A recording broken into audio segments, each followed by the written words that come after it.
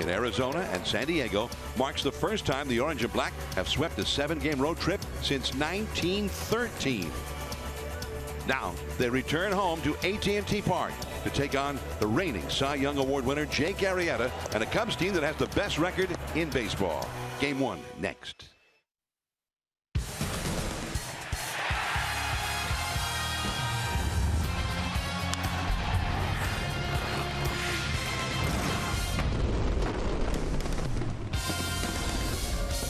Tonight in the Bay Area, all roads lead to 24 Willie Mays Plaza as the Chicago Cubs atop the National League Central take on the San Francisco Giants atop the National League West. 8 days ago, the Giants were a game under 500. Then they went on a road trip, having won their last game here, and they won every game on the road trip. They've won 8 in a row. The Chicago Cubs at that same time were 25-6, the best record in the entire sport. The Cubs have only won 3 of their 8 games since that time. Nonetheless, they do have the best record in the game and maybe the best right-hander in the game, Jake Arrieta. He is going tonight. Yeah, battle of 2 first-place clubs, which really that itself is a very interesting scenario. But the cold spell that the Cubs are in right now, they've won 1 of their last 5. They're hitting 169 their last 4 games. Doesn't really seem to phase Jake Arrieta because every time he's gone out there, the last 21 starts, the Cubs have won. He's 18-0 with an 0.84 ERA. What does this mean? Well, Jake Peavy has to be good, and he was good in his last outing against the Diamondbacks in a 5-3 Giants victory. It was his best game of the year, and we look to be a battle of the 2 Jakes. One thing we do know is if he can hold him for 5 innings or so, the bullpen is very fresh. They pitched only 1 inning in the last 4 days. They're rested.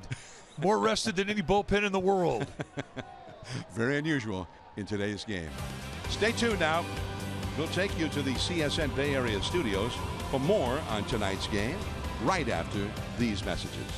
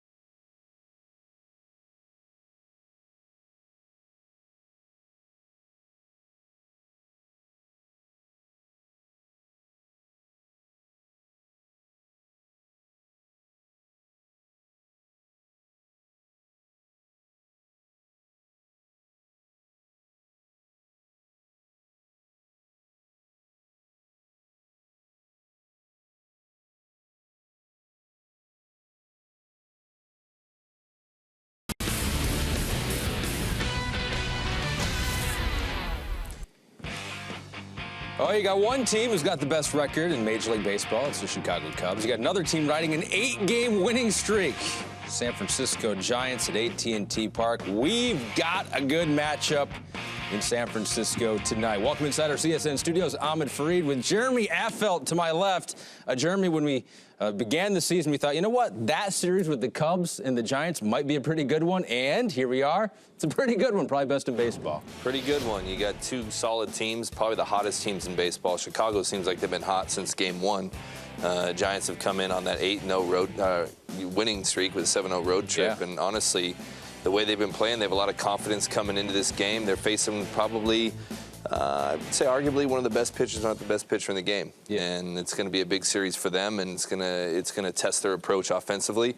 And defensively, you can't make mistakes against the Cubs. You don't want to give them added base runners. And we got PV going tonight, and he came off a pretty good game in Arizona. Probably his best one, maybe. Yeah, and that's a tough place to play, to pitch. So to be able to have him coming back with some confidence coming into this ballpark, hopefully the wind will knock some stuff down too. Be good. The Cubs are getting 1, 2. You know, Kyle Hendricks there as well. The Giants getting the back end, but it could be a real test. You know, PV and Kane could build off maybe what they've done already.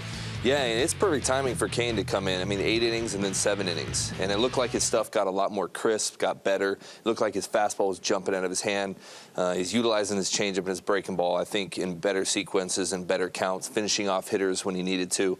I think the biggest out for me that gave me a lot of confidence when he had bases loaded, he got squeezed in that last inning. Arizona came in, throw a good breaking ball, popped him up. So for me, I feel like, you know, he's coming in right now to face a good team at the right time. I think I'm looking forward to seeing some good stuff from him tomorrow as well. Jake Arrieta has not lost on the road since May 7th of last year. So it's been a long time. He's due. Maybe tonight is the night. Due. Jeremy Affeldt not done. He'll be joining us over on CSN Bay Area right after the game for Giants post game after they have wrapped it all up over there at 3rd and King. Let's get it back to Miller and Kruko after the break.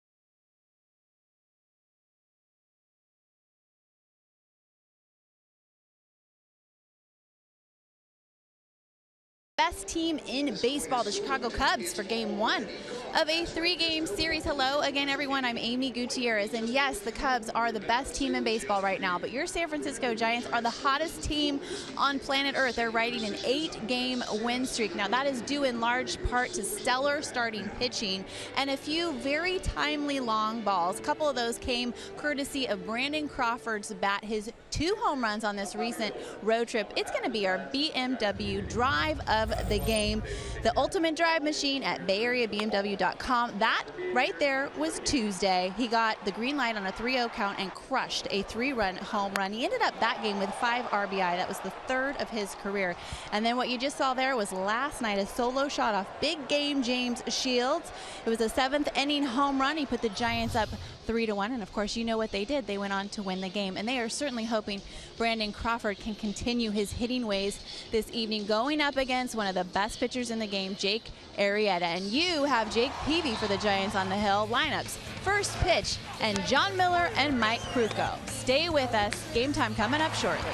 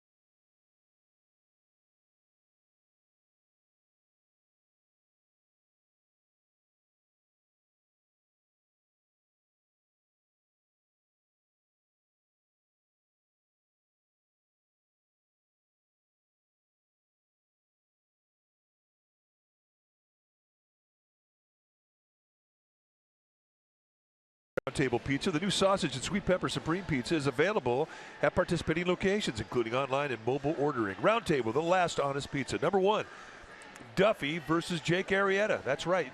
Why is that? Well, because he's 3 for 7 lifetime. And why is that significant? Because Matt Duffy on this last road trip, he did not fare well. He had a 2 for 25 going. He needs some hits. He sees Jake Arrieta well. Hopefully it continues tonight. Number 2, string some offense together. Giants have been scratching for runs. They need to keep that line moving. A couple walks, couple knocks, put together a big crooked number. Number 3, continue the glove work. The Giants defense has been outstanding. Those are the roundtable key ingredients. Well, it is a beautiful night. As you see the ferry headed out toward Marin. Let's take a look at the Cubs batting order.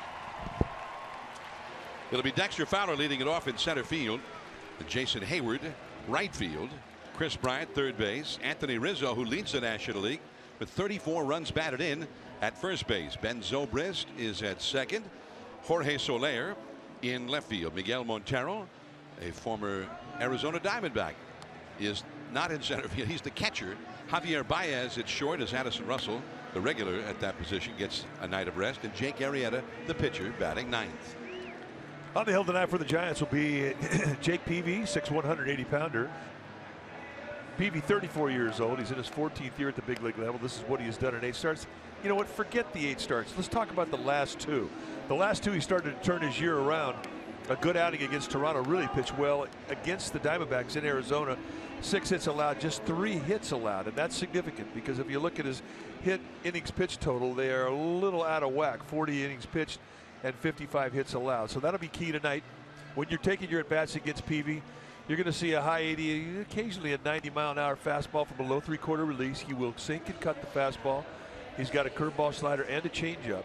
And lifetime against these Cubbies, 9-6 with a 2.81 ERA. Now let's look at the defense playing behind Jake Peavy tonight. Starting in the Giants outfield from left to right, it'll be Pagan, Span, and Pence. Hunter Pence in right field with the best arm. Crawford and Matt Duffy. That's the left side of the infield. Panic and Bell will be on the right side. Buster Posey, he'll be in the squad, putting down the signs. So here is Dexter Fowler to lead it off for the Chicago Cubs. Fowler hitting .314 and a .436 on base percentage. And we begin. And the count is 0-1.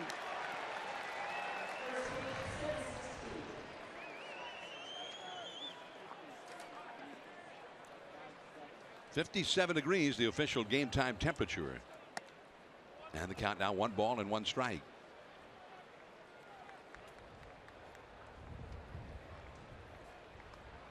Giants play Fowler to pull on the infield. Shortstop Crawford way over toward the middle. That is pulled, but just fouled. Greg Gibson, the first base umpire, made it a very emphatic signal that it was a foul ball, just barely. Well, Dexter Fowler looked right at Gibson and he threw his arms up and he thought that he had been robbed. He thought he had one going right over the bag. If it goes over the bag, it doesn't have to land in fair territory. But Gibson right there had a real good look at it. So that's a break. Very close. And he lays off that curveball. The umpiring alignment shows Jordan Baker back of the plate, Greg Gibson at first, Ed Hickox at second, and the crew chief Dana DeMuth at third base.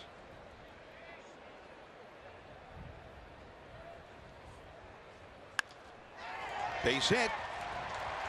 Pagan gets it back in, so Dexter Fowler gets the Rockies going. Jordan Baker, the umpire behind the plate tonight, 6'8". I mean, he's the tallest of all the umpires. And he's a low ball umpire, but he's got a very tight zone and it can be erratic. Dexter Fowler, a former Colorado Rocky, and in my mind, always a Rocky. Always, once a Rocky, always a Rocky. But truth be told, he gets the Cubs going. Here is Jason Hayward. And that's ball 1. And the Cubs would like to get Hayward going, hitting only .225 with 1 home run. They spent a lot of money. $184 million was the reported figure to bring him in on an 8-year contract. And a lot of that for his defense. But they were expecting a lot more on offense than they've gotten so far. Very slow start. And the count 1 ball, 1 strike. Well, Hayward's a tall hitter. He's got a very flat swing. And the thing that everybody's always liked about his swing when they first saw him come up with Atlanta was that you could keep that flat swing down around the knees. And as he elevated, that string stayed flat. That swing stayed flat. At times, however, it gets long. And that's kind of where he's at right now. He's got a little length to his swing.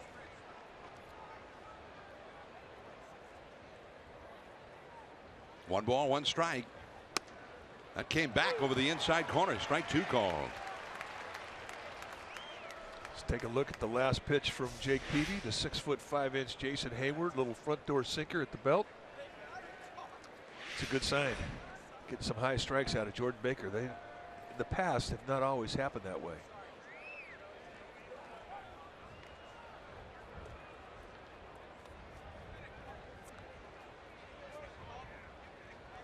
One ball, two strikes. Runner at first, nobody out.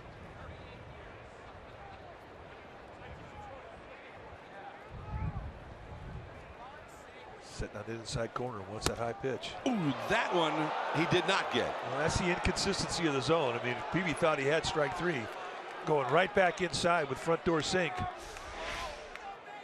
Hayward gives up on it early, and watch the movement come right back.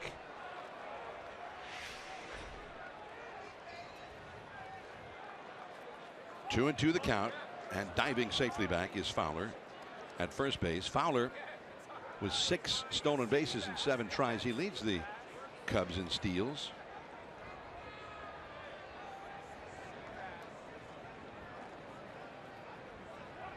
And diving back again. Cubs have Brandon Hyde coaching at first. Gary Jones is the third base coach. Cubs come in with 28 wins and 11 losses. That's the best record in either league, although they have lost 5 of their last 8.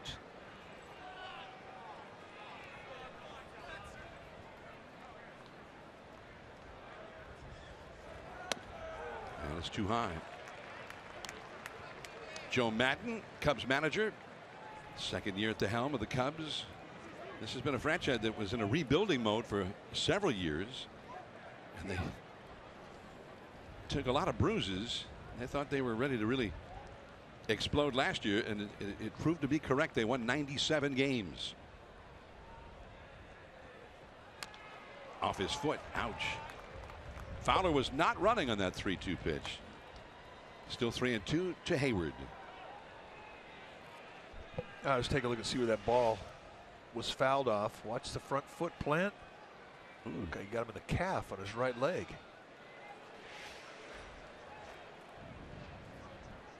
Better there than the Schinberger. Schinbergers, they stay with you for about a week.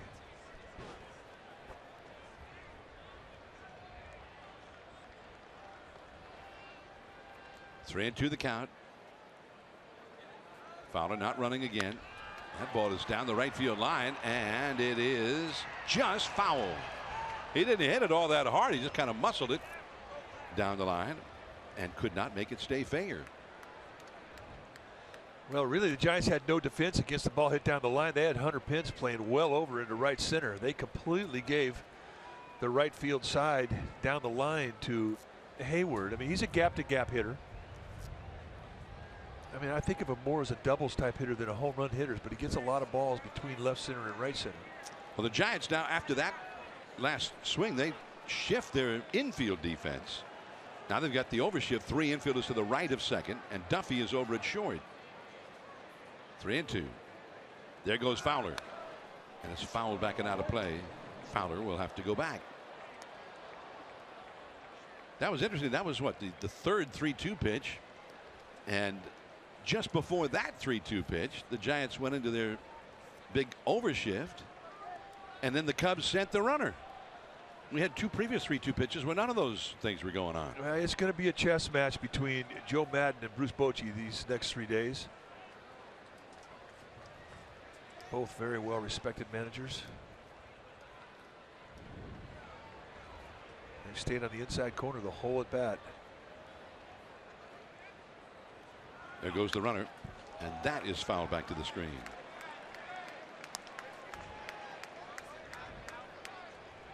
Dexter Fowler and Brandon Crawford were having some fun as Crawford was covering the bag and Fowler was on his way in. Usually the infielder in that play wants to see if he can deke that runner into going into a slide, can he? Even though it's just a foul ball back to the screen. That's kind of the against the well, it's the unwritten rules. You don't do that because you could possibly cause an injury if it's fouled off. If it's fair ball, it's fair game. He's running again, and it's ball 4. So persistence from Jason Hayward. Nice at bat. I mean, that's a 10-pitch walk. Those hurt. Runs your pitch count up, and it keeps the the big machine rolling. So the table setters have done their job with Fowler and Hayward getting on base. And here comes the beef. Starting with Chris Bryant, who had an outstanding rookie season last year.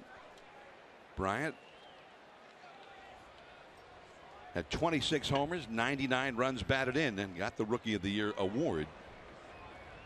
So far this year, 7 home runs, 26 driven in, a .273 average. Did he swing? An appeal? No, says Greg Gibson. 1 ball and no strikes. So Peavy in a lot of trouble with the big power hitters coming up. Well, and he's not missing by much. All of his movement is falling out of the strike zone. It's starting off on a corner.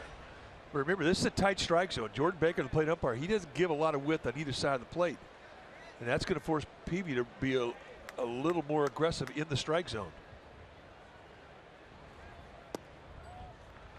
Well, that one ended up over the plate, but I guess too low. 2-0. Well away from the target, that's for sure. It's a hitter strike zone tonight. So Peavy already in trouble with 2 men on, and he's got a 2-ball no strike count. Anthony Rizzo on deck. And he got by him. 2-1. You saw that sun reflecting off the scoreboard in the eyes of the hitter. Little slider, middle in. He had to get in the strike zone. He had to get in there with something. Didn't want to challenge with the fastball, so he went at him with a breaking ball and got a big first strike. So not the best visibility for a hitter right at the moment with the field covered in the dark shadows. 2-1. That is a fair ball. 1. Now he double clutches and is too late. That was a double play, but he just couldn't get the grip on the ball initially. They do get the lead runner. Dexter Fowler out at third. That's rare that you see Duffy have a sloppy exchange. A lot going on here. You concentrate on the ball. You're concentrating on the bag. You got the footwork right. You just can't get the ball into your bare hand to get off a throw. So they waste an opportunity to get 2 outs. And the Cubs are not an offense you can give extra outs to, even when they've been cold. And they've been cold. These last 4 games as a group, they're hitting 169. But giving them extra outs, that's a no-no. Here is the league's runs batted in leader, Anthony Rizzo. He's knocked in 34 runs so far. And that's off the inside. It's now Hayward at second, Bryant at first. Rizzo, 11 home runs, a .398 on base average, only a .255 batting average. He got off to a slow start, but seemed to be knocking in runs even though he wasn't hitting all that well. And he's been hitting better lately. 2 on, 1 out.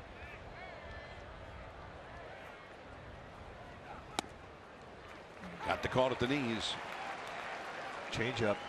It's the first time he's thrown a changeup in the strike zone. But he's really pitching off the fastball. Fastball counts. He hasn't just flat out given into one and challenged anybody. It's been sliders and cutters and changeups.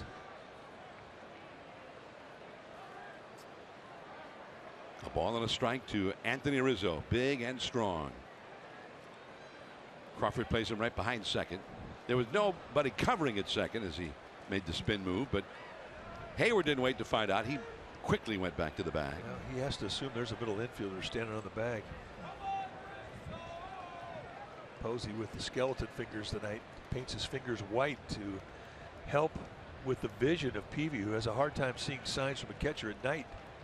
It's pretty much what they do for every game for him, even in the daytime.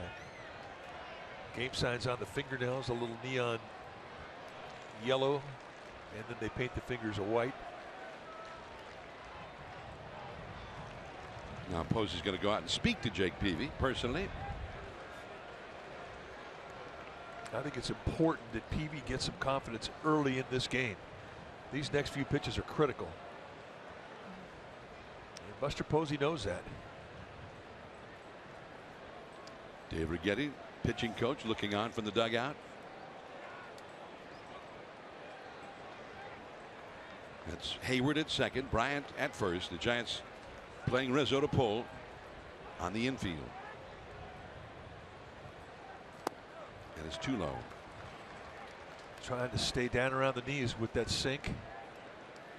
Peavy's always had good movement on the fastball, and the lower it goes in the strike zone, the more sink he gets. The higher he goes up around the belt, the more fade he gets, where the movement has a tendency to run flat away from a lefty into a righty. It's the beauty of a low 3/4 release for a pitcher, is you're always going to get movement. And that is in there. 2-2. Cutter right at the belt.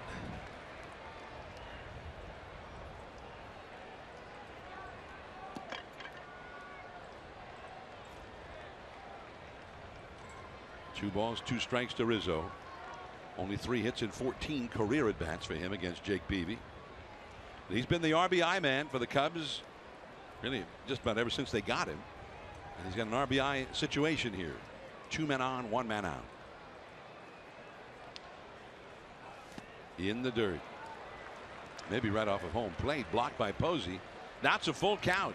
Man, this isn't a situation where you can walk a guy to third base. With 1 out, that base really isn't open. I mean, with 2 outs, a different story, but he's got a challenge. Ben Zobrist, a switch hitter who would bat left-handed, on deck. And Zobrist has been a hot hitter for the Cubs this year. Really their best overall hitter up till now. 3-2 the count. They're not going. That's high in the air. Right center. Span calling off Pence. Now tagging and going to third is Hayward. Bryant holds on at first. And the way this ballpark is playing tonight, with the incredible amount of wind that has been in the Bay Area since this morning, it has never let up. Fly balls and pop-ups tonight are going to be entertaining. Not for the guy trying to catch him, but for everybody else trying to watch him catch him. There's not a whole lot of carry to the right side of the field. If there's any carry at all, it's to center, to left center. Medium speed in the infield, medium speed in the gaps, but fly balls and pop-ups, oh, hold your breath. So 2 down, but here comes Ben Zobrist, acquired by the Cubs in the offseason. Zobrist hitting .328 and a .448 on base average. Hayward at third, Bryant at first. 2 down. And he's too high. This is when you kind of rely on your scout report. I mean, the Giants know that Zobrist has been red hot, and with 2 outs, they have an open second base. They have a place to put him. And the guy on deck, Jorge Soler, has not been hot. He's been cold. So you don't want to let the hot hand beat you. And you can really nitpick your corners right here. Got the corner on the inside with a fastball.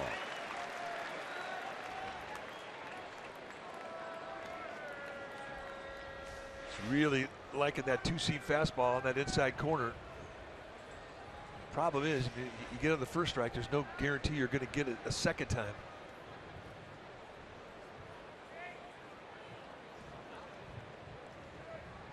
Two on, 2 out. Left center field, but there's Pagan. And the inning is over. Jake Peavy got into some stormy seas there, but he survived it. We go to the last of the first, scoreless.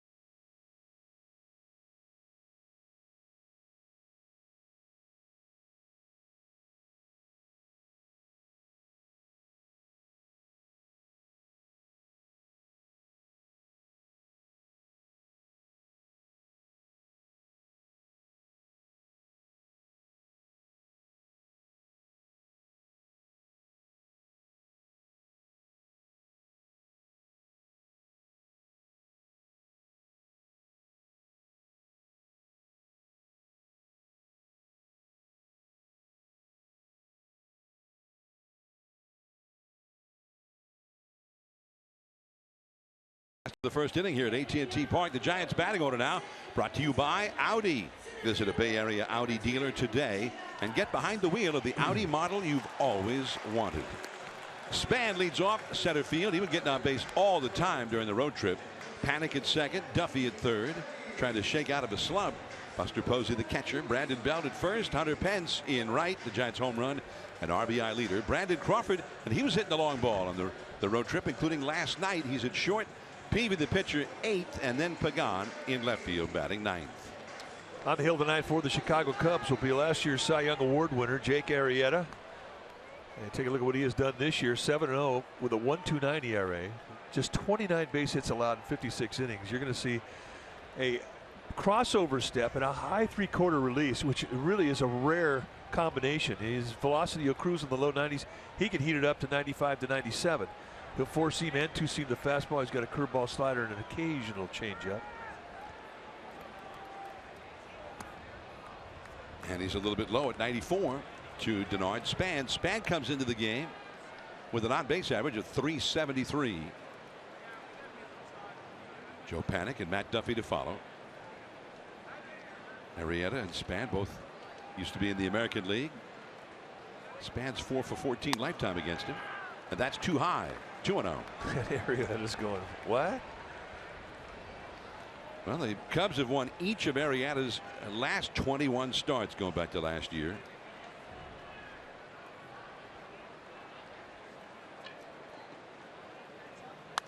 That ball is hit high and deep to the big part of the yard, right center. Hayward on the run, still going. And he hurt himself, but he's got the ball in the glove. What a play. But he is in some serious pain out there. Wow. And the way he is reacting right now, this does not look like a small injury. That's one of the most spectacular plays I've ever seen in right center. I didn't think he had any chance. The head trainer for the Cubs is P.J. Manville. Manville out there.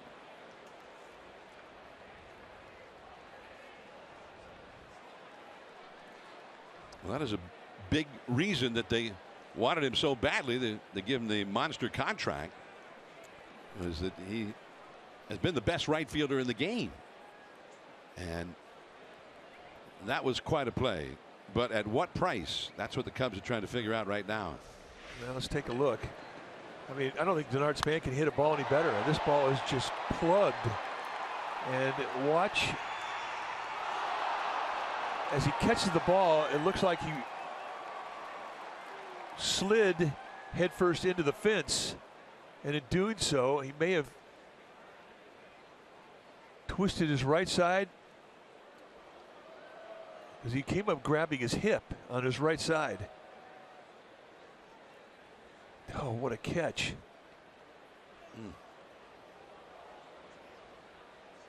And he immediately signaled that he was hurt.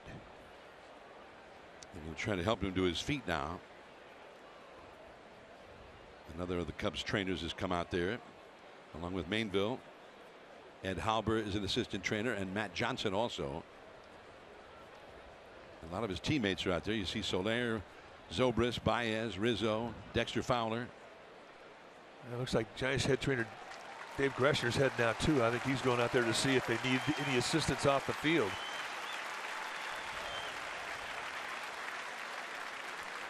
John Lackey applauding from the dugout.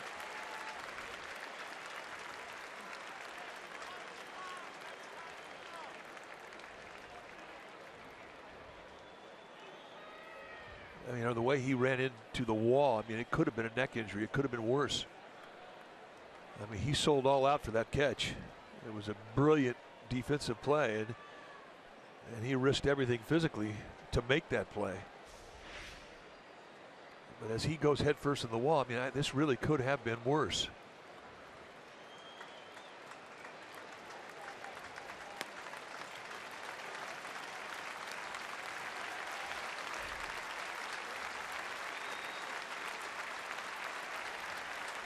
And the fans here at AT&T Park give him a very warm round of applause for A great play turned in.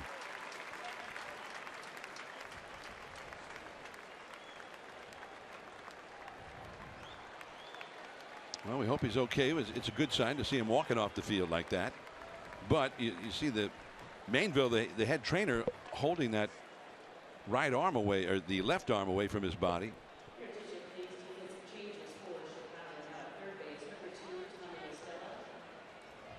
So Denard Span just totally got robbed. He just crushed one out there to the biggest part of this yard, or just about any other yard you could think of. No, he can't hit the ball any better than that. But it does give you an example, is that there is some carry out to the right center field side of this field. The amount of wind that we're seeing right now, the normal carry in this ballpark goes straight out to center.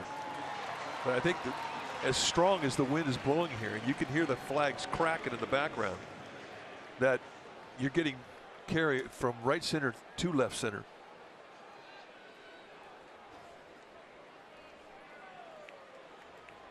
So Chris Bryant has gone in to play right field now. He moves from third base over to right field, and Tommy La Stella has gone in to play third base. So there's Bryant, who was at third base for one batter in this game. Now he's the right fielder. La Stella at third. And Arrieta's off the outside. 1 ball and 1 strike.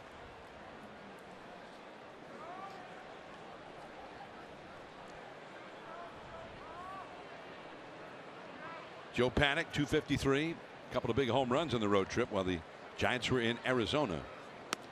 Curveball hangs up and away. Ball 2.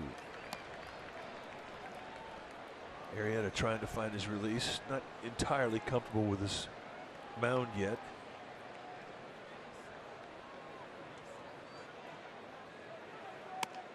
And ball 3. Matt Duffy is on deck. Jake Arrieta, going back to June 21st of last year, his personal one-loss record is 23-1 with a .98, 0.98 ERA. And that's a walk. He missed very badly with that last one. Panik goes to first. Let's take a look at the Cubs defensively tonight. Starting in their outfield from left to right, it'll be Soler, Fowler, and now Bryant in right field. And you've got excellent arms in left field and in right field. Baez and La Stella on the left side of the infield. Zobrist and Rizzo on the right side. Miguel Montero, he'll be in the squad, putting down the signs. But Matt Duffy trying to snap out of an 0 for 20. Hitting .233. He's had 3 hits in 7 career at bats against Arrieta. And it's right down the middle for a called strike. Arrieta, that 23-1 record for the Cubs has been in his last 28 starts. And that's the best 28 start stretch in the history of the Cubs, which is not hard to believe or even understand. A bloop. Bryant. He got there. And then making the exchange, he dropped the ball, but the out is recorded.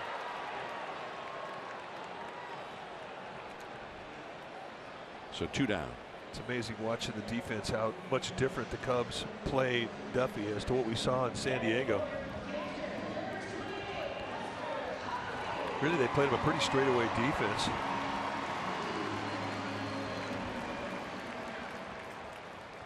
Here's Buster Posey.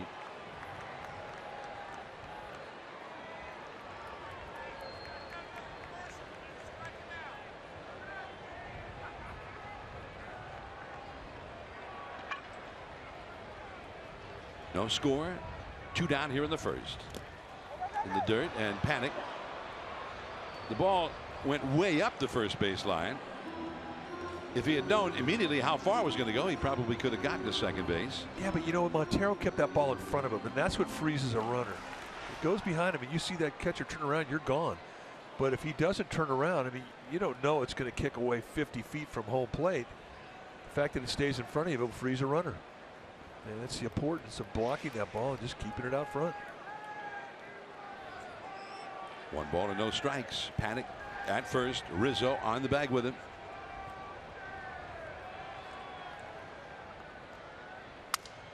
And man, that ball was way high and tight. So much movement. Buster broke his bat on it. Arrieta throws him out. No score. Jake Peavy goes back to the mound for the second.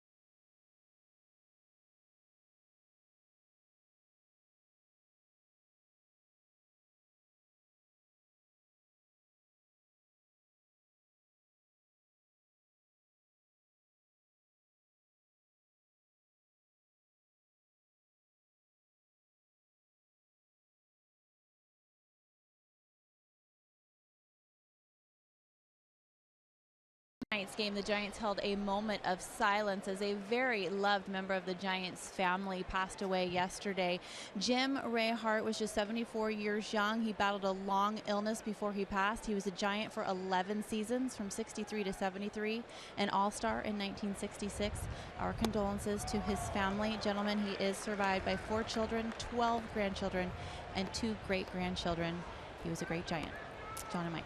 Jimmy Ray Hart, he came up when the Giants had the likes of Mays and McCovey and Cepeda.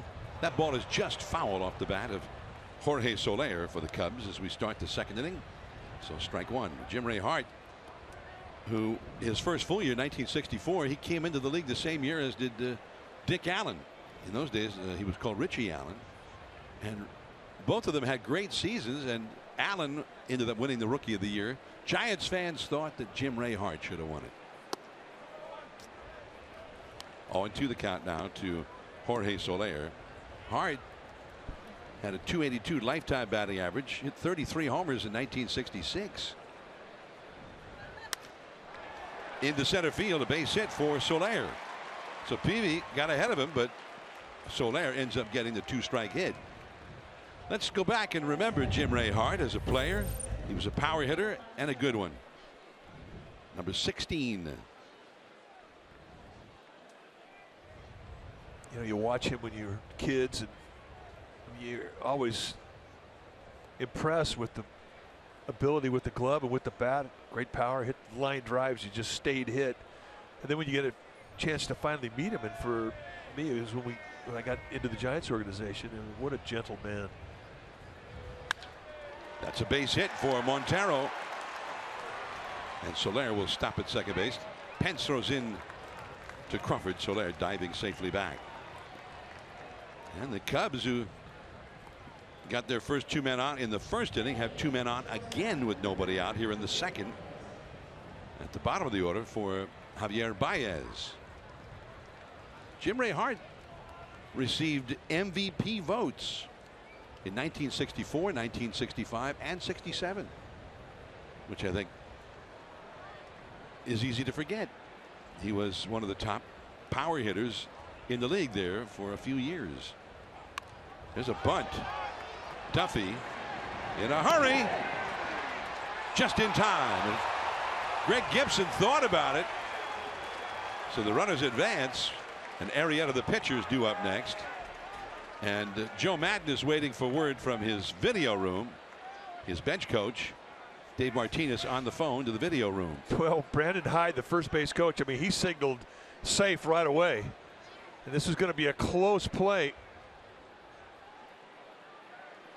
because of the speed of Baez. And you can see why Brandon Hyde thought it was close, but I don't think that's going to get turned around. They are going to look at it. The Cubs have asked for the replay review. So close. You know, the close ones, you just it's hard to make a call anymore. For the most part, if it's going to get overrun, what we've seen here the last month and a half is it's got to be obvious. And I don't know if that was obvious. So because he was called out, they have to see incontrovertible evidence that he should have been called safe. So it's in the hands of the umpires, or maybe just one umpire in New York at the replay command center in Manhattan. The man who made the call, Greg Gibson, is over there along with the crew chief, Dana DeMuth. Well, that's close. It is a play that's so close you really can't fault the umpire any way that he picks, but I do think in the end I don't think there's enough there to overturn it. But hey, we'll see.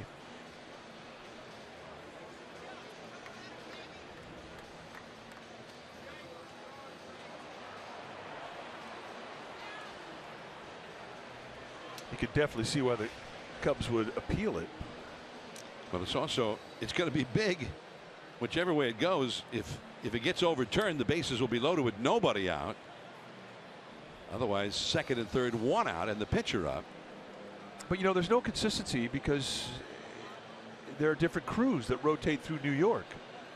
It's not like it's one group of guys looking at it to where you could get a consistency and a feel for how they're going to rule.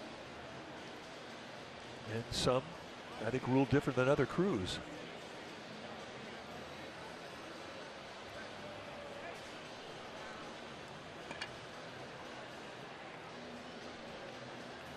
So crews have the idea of what looks definite to one may not to another. Here's the call. He's out.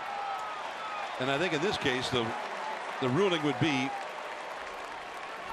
that the call stands, not that it was confirmed. There's two different ways. If they say confirmed, that means that they say that without question it showed that the correct call was made. If they say it stands, they're saying, well, we really couldn't see any angle that showed without question that he should have been called safe. It is a sacrifice for Baez. And here is Arrieta. The Giants bring the infield in. Arrieta, 4 hits and 18 at bats with a home run. Called strike on the outside. Little backdoor sinker at 89 miles an hour. He got the low strike. You have to make good pitches on Arrieta. See what he's done this year, 4 for 18 with a home run, 3 RBIs. He's a threat. If you're Peavy, you're thinking strikeout here. That is into center field for a base hit. And the Cubs have a 1-0 lead to throw back to third.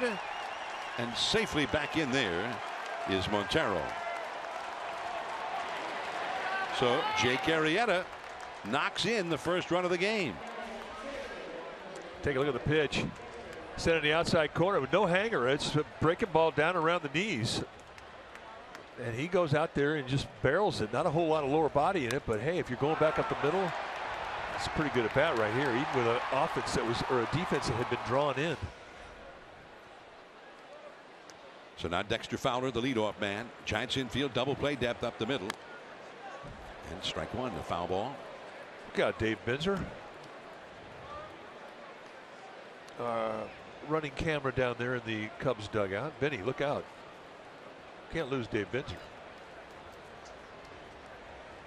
He beat cancer. I mean, you can't go down to a foul ball after you beat cancer. One strike to count to Fowler. Runners at first and third. And it's inside. And Jake Arrieta over at first base, he disdains the warm-up jacket here at windy AT&T Park. 57 degrees at game time. It's not his style. It's a manly man. Belt on the bag with him. And that's off the inside. Pitch number 39 thrown by Jake Peavy in these first 2 innings. Cubs have a run and they're threatening more here. Fowler got a base hit his first time. Crawford plays him way up toward the middle, playing him to pull at shortstop. Three and one. Hey, not getting any help. That could have gone either way.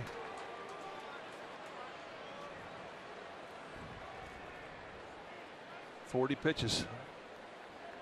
And on a night that's very cool and windy, you're not helping your defense out, throwing a lot of pitches.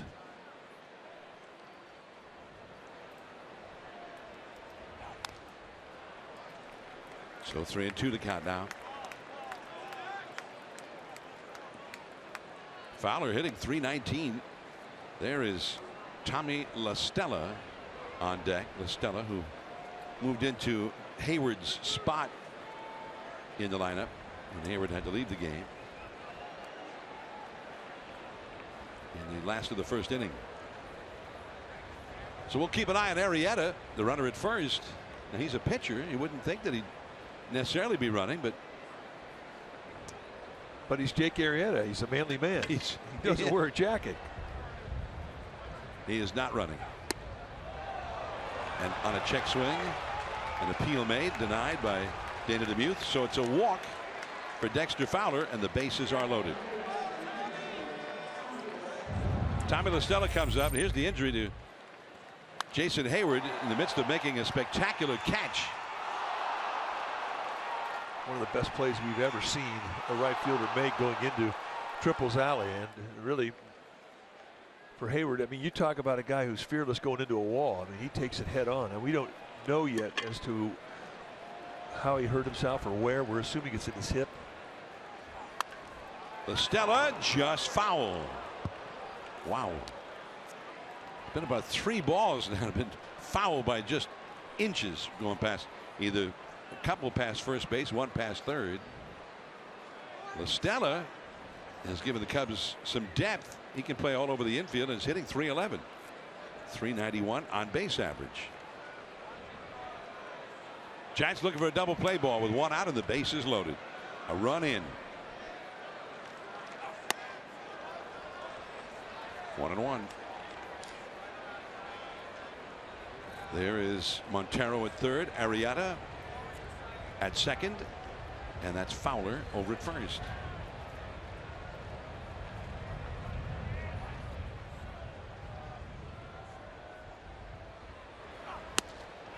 And it's 1-2. The backdoor cutter. Get a guy swinging through that pitch, you're thinking, I have to throw that again. Pure strikeout situation. Runner at third, less than 2 outs. I mean, he'd take a ground ball to get a double play, don't get me wrong, but you're thinking strikeout here in a 1-2 count. Chris Bryant is on deck. And off the outside. So I think that's eyewash right there. I think he wants to come back in with a backdoor slider like he got the second strike with. But that ball right there, just throw a little fastball with 2-seam movement running away from the left-handed hitter off the plate away. Just kind of put it in his mind. Now bring that same slider back around the outside corner. I think that's the plan.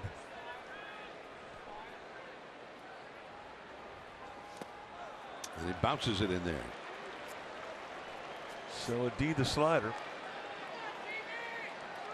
It's the 4th full count that Peavy has had in the first 11 hitters of this game. And this will be his 48th pitch, his 20th of this inning alone. 1 out, bases loaded, a huge pitch.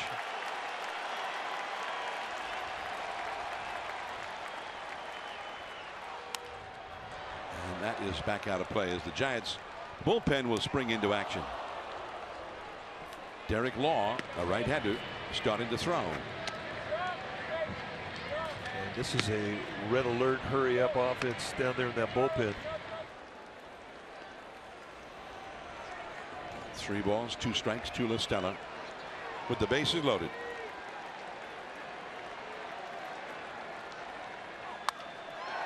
Down the right field line.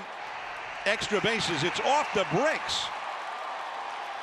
Into Panic. Heading home. Panic throws home. They got 2 runners at third now. And Posey will just run it down there. They get 2 runners there. And he tags out Arrieta. Wow.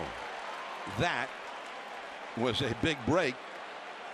And Pence hit his relay man, Brandon Crawford, who fired home.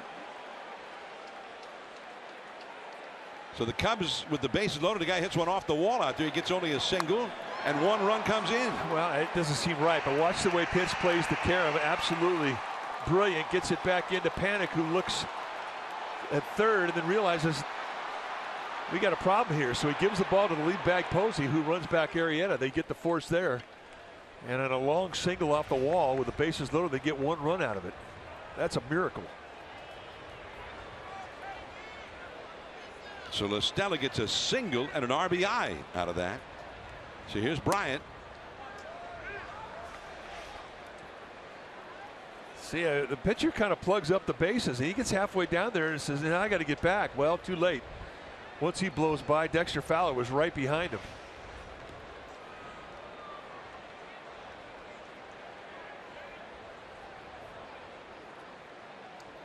Chris Bryant get into a force play his first time, and it's 2-0.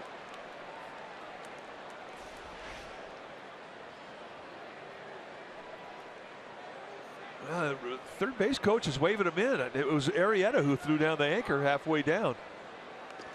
Well, you know, that shot also showed, if you look at second base in that shot, La Stella was sliding into second. He went back. So Gary Jones gave him a full-on green light. Watch the third base coach.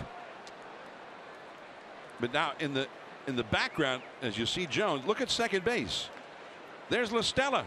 So then La Stella goes all the way back to first. So Fowler really did what he was supposed. He saw Arrieta at third, so he turned around and go back to second. But there was La Stella sliding in. And Gary Jones is talking to himself. And then La Stella didn't stay there. Well, La Stella, I guess, figured, Hayward's wants, or Fowler wants to come back. I better go back to first. That's exactly what he's thinking. So if Peavy could get this out, I mean, he could escape what could have been a big inning for the Cubs by allowing just the 1 run.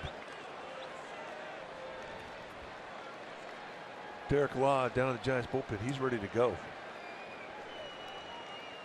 I guess even if you got to second base, you have to stay there to get credit for a double. Yeah, I gave him a double and a single in the same at bat. He doubled and then he turned around and stole first. Hey, it's baseball. You see something you never see every day. Fowler at third, La Stella at first, both of whom would be very appreciative if Chris Bryant did something big right here.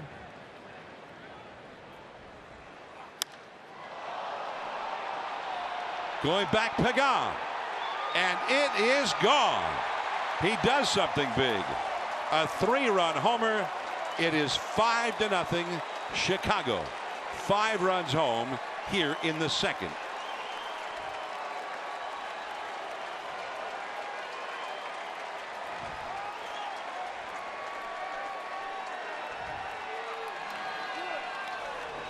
Now let's take a look at the pitch. A little slider, and that just had big time hang middle in. And one thing about Chris Bryant, the Giants fans are going to find out in this series, for a big guy, and he's a big guy, height-wise, he's very quick middle in. And for Bryant, home run number 8, and it was not a cheapie. And that's a base hit for Anthony Rizzo, just out of the reach of Joe Paddock. And here comes Bruce Bochy. So for Jake Peavy, he does not survive the second inning.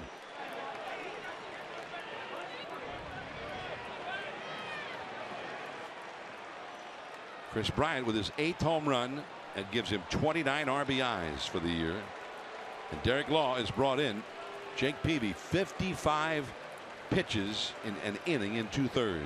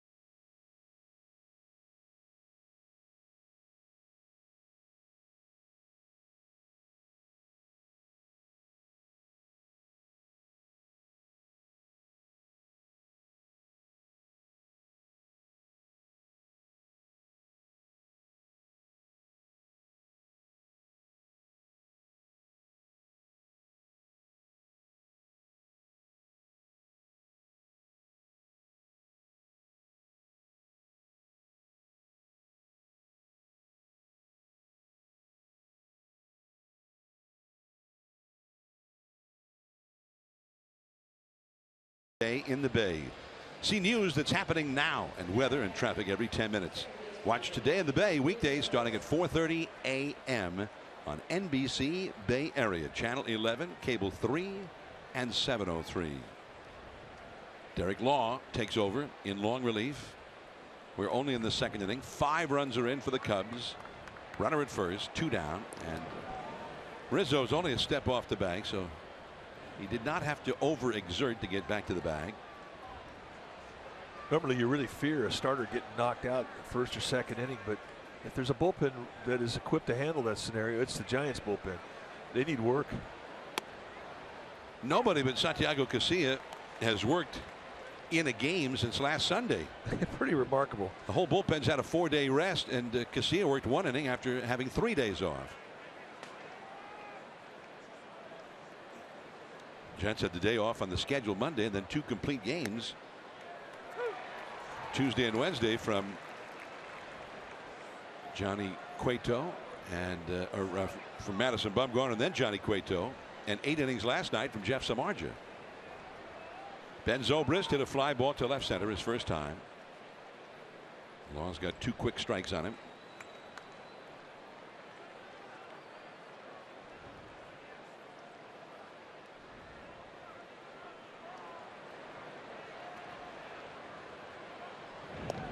Rizzo is back.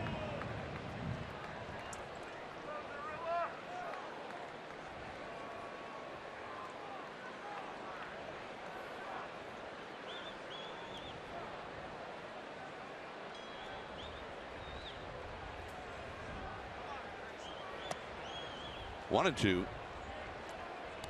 Fastball for Derek Law, it can go low to mid 90s, and really what we've seen since he's got to the big leagues is more mid 90s than low 90s. 3 types of specialty pitches: curveball, slider, and a changeup. But it's the slider that he goes with mostly.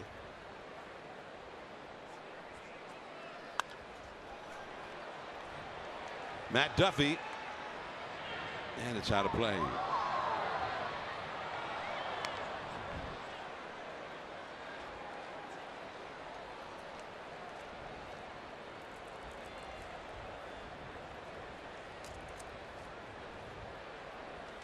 Such an advantage when you're a pitcher and you have good breaking stuff.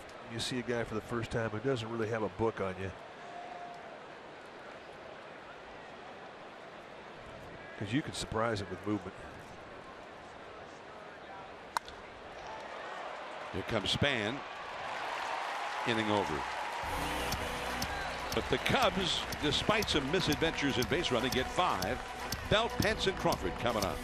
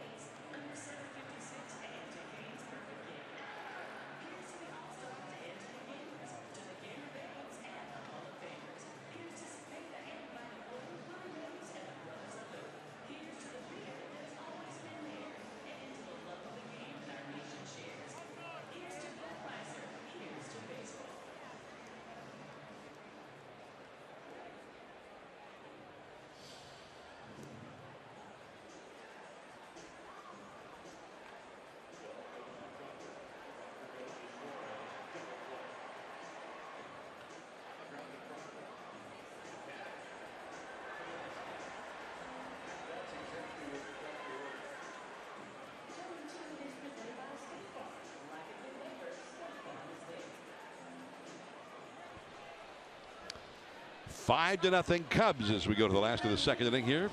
Here's the play of the game brought to you by the Jeep Cherokee with an EPA estimated 31 highway miles per gallon. It's the perfect choice. Jeep.com for more information. Johnny Cueto. This was an amazing play.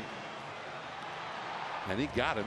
Matt Kemp He was robbed. Johnny Cueto, and the Giants won that game 2-1. So it was a big play, and that ended the 6th inning of that game. Yeah, Kemp, I mean, come on. One of the best defensive plays we saw the whole road trip. Strike one to Brandon Belt facing Jake Arrieta. Well, if you're down by 5 runs, better to be 5 runs down in just the 2nd inning rather than, say, the 8th inning, where you don't have much chance to come back. Giants have almost the entire game left to try and mount a comeback.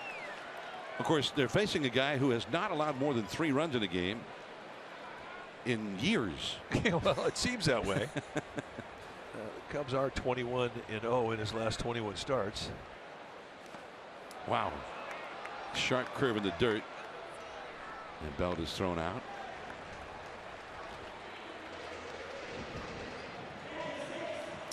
Well, Filipino Heritage Night is sold out.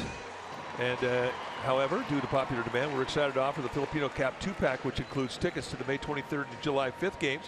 You can enjoy the Filipino Night festivities on May 23rd and pick up the popular Filipino Giants cap, which is redeemable at the July 5th game only. Need more information? Go to sfgiants.com/special events. I'd like one. I'm coveting one. Yeah, that's a good looking lid. There's ball 1 to Hunter Pence. By the way, and I don't want to, sort of say that the Giants have long odds in this one. Down 5-0 to Jake Arrieta as Zobrist throws out Hunter Pence. But in his last 28 starts, that goes back to June 21st of last year. So going back 11 months, he has allowed 3 runs or less in every start in that time. 28 starts, 3 runs or less allowed. That, by the way, is the longest streak of its kind in the major leagues, going back to 1893. A remarkable streak, no doubt. And you look at the stuff that he features. I mean, the explosive fastball that's, low to mid 90s, but that curveball is just from some other planet. And that's 96 mile an hour sink. So he's starting to get a little more comfortable with the mound. They had a chance in the 1st inning where he was making some mistakes up, but all of a sudden now it looks like he's starting to lock into a rhythm. Of course, 5-run lead doesn't hurt either. A ball and a strike to Brandon Crawford. He homered last night, and Crawford Tuesday night in San Diego had a 3-run homer and knocked in all 5 of the Giants' runs in a 5-1 win. Crawford's averaged an RBI per game for 2.5 weeks now. The count goes to 2-1. Well, this really is an opportunity to make a little statement here, being down 5 runs. I guess a guy like Arrieta, if they could just get a little offense going here in these first couple of innings, get right back in this game mentally, even with Arrieta. 3-1. Now the pitcher's spot is due up next, and the Giants have Connor Gillespie out on deck, and they have there's Connor. Albert Suarez, a right-hander, is warming up in the bullpen. There's Suarez.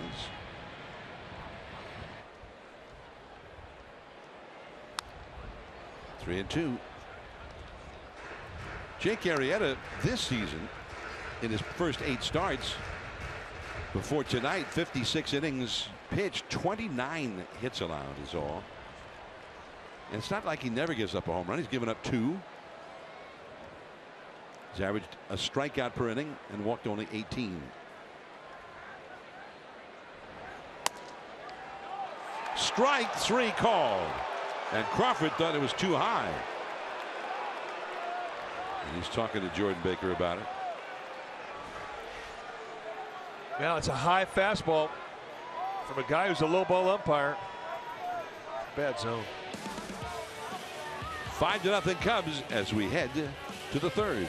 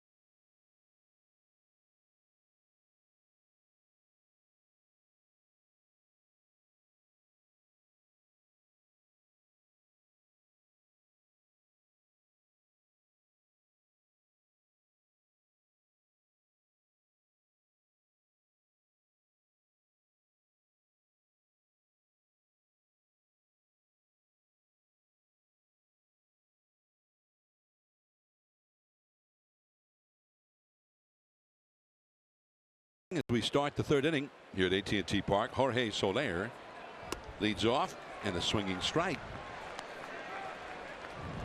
And it's 0-1.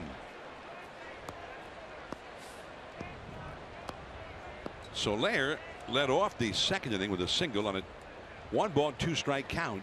That started the 5-run rally. And that's another strike, another breaking ball. That was the slider that just had a little roll to it. Not the same type of quickness we saw PB have with it in Arizona. And to the Cubs' credit, they took advantage of the mistakes. And the big mistake was the hanging slider to Chris Bryant that turned a 2-0 ball game into a 5-0 ball game. Caught by Brandon Crawford. One away. Time for Xfinity Future Focus. X1 will change the way you experience TV, only from Xfinity. A name to remember for the future, Sam Coonrod, a right-hander playing at San Jose, 5th-round draft choice. He's had 6 starts in the California League with a 3-1 record and a 1.35 earned run average. His opponents are hitting only .210 against him. He's 23 years old. Sam Coonrod. He throws hard. Yeah, we saw him in spring training. Very impressed with him. He'll be a big leaguer. Plus, he's got a big league name. Come on. Montero with a foul ball up the first base side. He singled, fueling that 5-run second inning rally.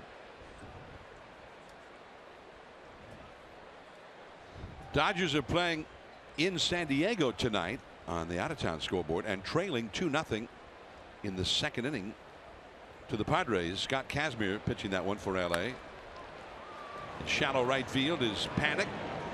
2 down.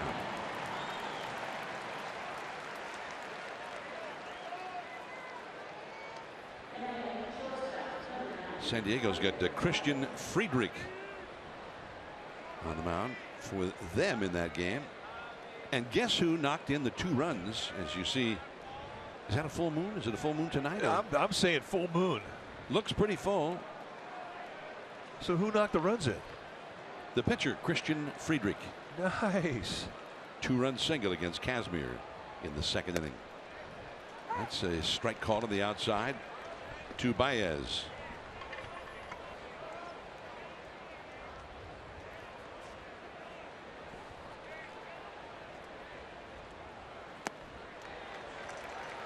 Now, one thing we saw with Derek Law earlier, I mean, he kind of got into where he was just using 2 pitches, the fastball and the slider. And one thing Mark Gardner has encouraged him to do, you got a curveball and a changeup, let's see him. Throw your other pitches. And he's doing it tonight.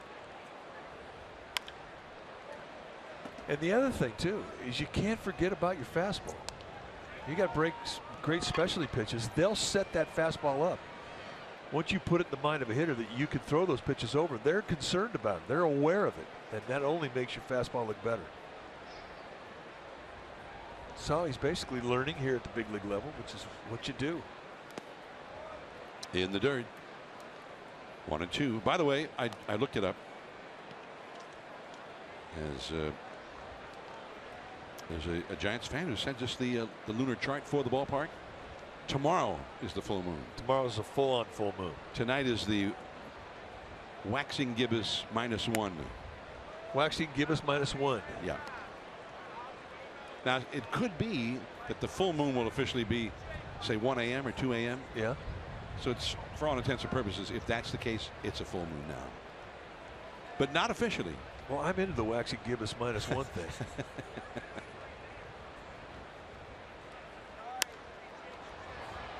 Hunter Pence on the move. And he almost ran out of room, but not quite, in foul ground. 3 up, 3 down. -1, waxing gibbous.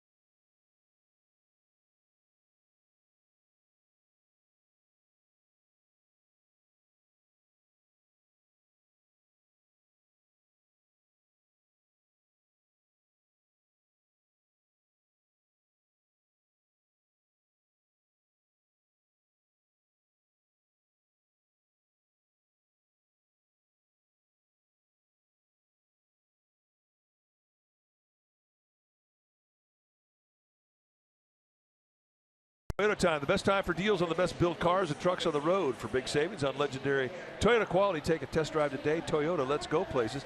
And in the National League wild card games, in 2014, the Giants faced the Pirates. In 2015, the Cubs faced the Pirates. And let's take a look and see how Bumgarner and Arrieta did. Well, 2 spectacular nights, both walking out with a win for their club and advancing.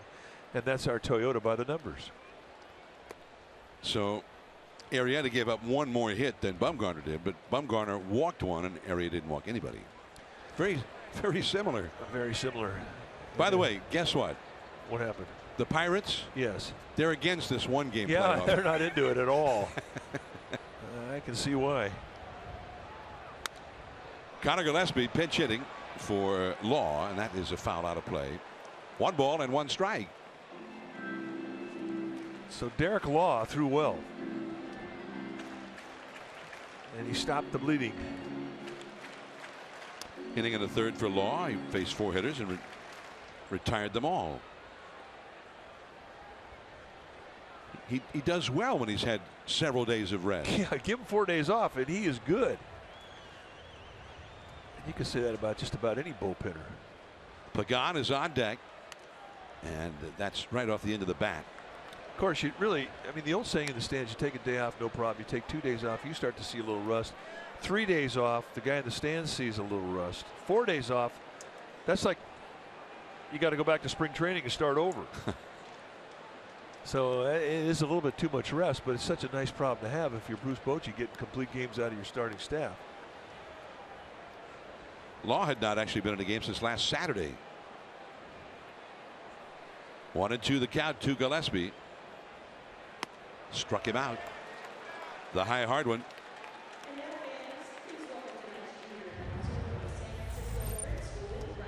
Jake Arrieta pitched a no-hitter at Dodger Stadium on national television last August the 30th. And he was at times untouchable, and when he wasn't, the defense came to the rescue. And that, striking out Chase Utley, wrapped it up, his no-hitter.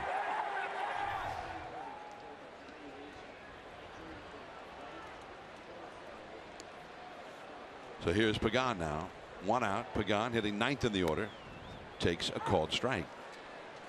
By the way, Jake Arrieta, since last August 30th and his no-hitter, yes, he's pitched another one. Got one on April 21st of this year at Cincinnati.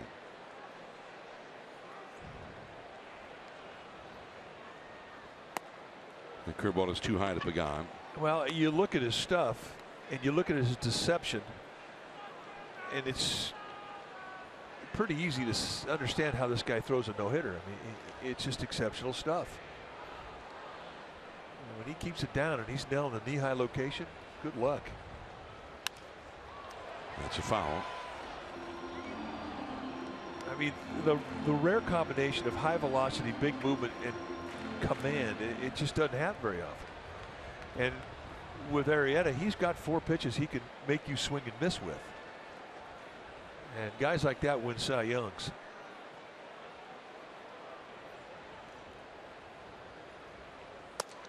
Two at two. I mean, last year, Zach Greinke started the season off, and halfway into the year, we're thinking it's slam dunk. He's going to win the Cy Young. And Jake Arrieta was so dominant in the second half of the season that in the end, it was not even any question. He was the best guy, despite the dominant year that Greinke had. That's a base hit. Little cutter right under the hands, and Pagan fought it off up the middle. Giants' first hit. Cutter works flat. He's trying to put it right into the belt. He breaks his elbows down. This is nice bat head control. Watch the elbows collapse and just throw it right back up the middle. I mean, that's outstanding control of your bat head. And here's the reward. So there'll be no hitter tonight. So now Denard Span, he's the one who crushed that ball to the deepest part of the ballpark, and it was turned into a spectacular catch, an amazing catch by Jason Hayward, but he got hurt on the play and had to leave the game. And it's back out of play. We have received word from the Cubs clubhouse that he suffered some kind of injury in his right abdominal torso region.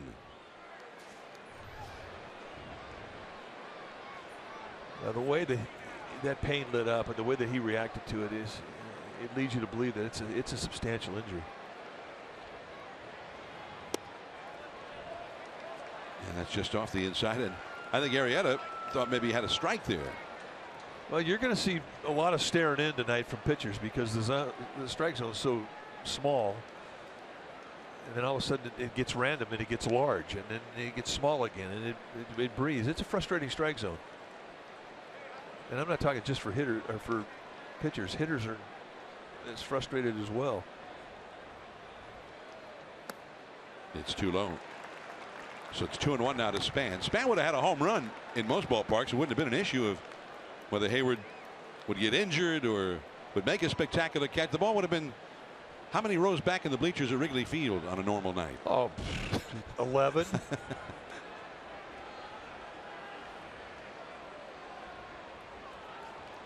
Two and one the count. Pagan dives back to first. Rizzo on the bag with him.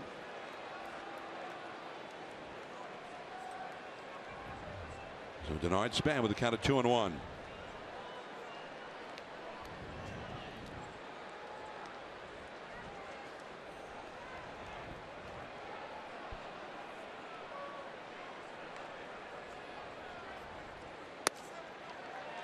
Now 3-1.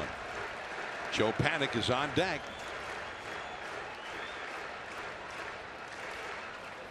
Giants trying to play catch up, trailing 5-0. Jake Peavy knocked out in the second inning after 1 2/3, matching the second shortest start in Peavy's career.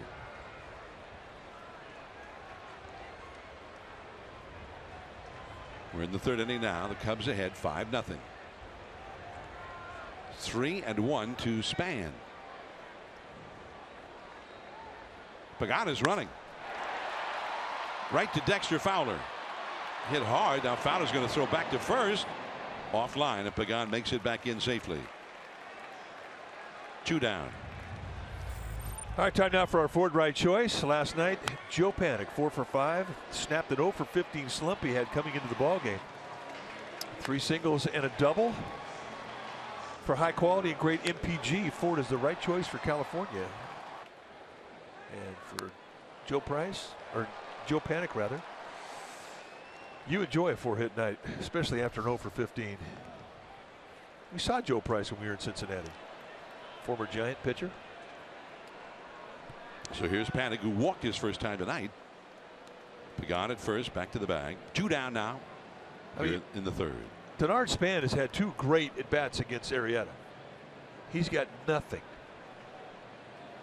Killed one in right center. Brilliant play by Hayward, denied him a base hit. Here he hits a bullet to Fowler in center. Pagan running, and they won't make a throw. Ball in the dirt. So Pagan steals it. Well, now if Panic were to get a single, that could be a run. Big jump, but it's nice to pick a good pitch to steal on too. A curveball in the dirt, that's exactly what the doctor ordered. Montero, who's got a quick delivery out of the stretch or out of the squat behind the plate, not an easy guy to steal on, and he couldn't even make a throw. That's how bad that pitch was. 2-0. And Arrieta, who fell behind Denard Span 3-1, is now behind Joe Panic 2-0.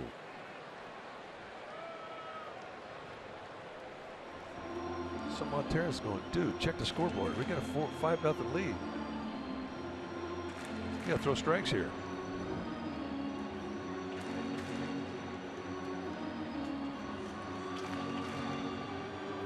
This is an opportunity. If the Giants could just put a little scratch on the scoreboard, just to bring some life back in their dugout.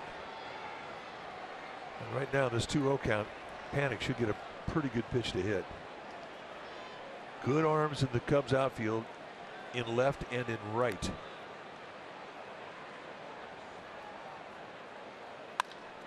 Right center field, base hit. So Pagan will score. Bryant gets it back in. A single for Joe Panik. It's 5-1 Chicago. Well, that's the kind of a run too that was manufactured by a base hit and a stolen base.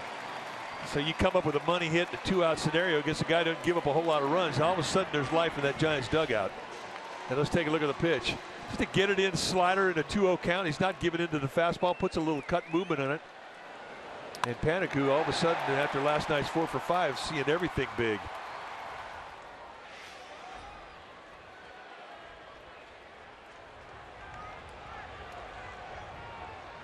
Matt Duffy flied out to shallow right his first time. Takes a called strike at the knees.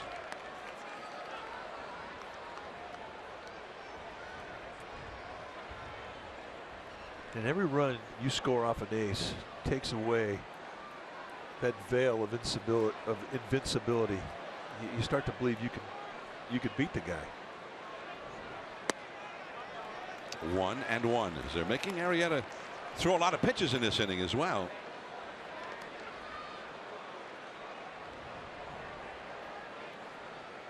He's not been that sharp with his command. And it shows in this inning. 19 pitches, 10 strikes.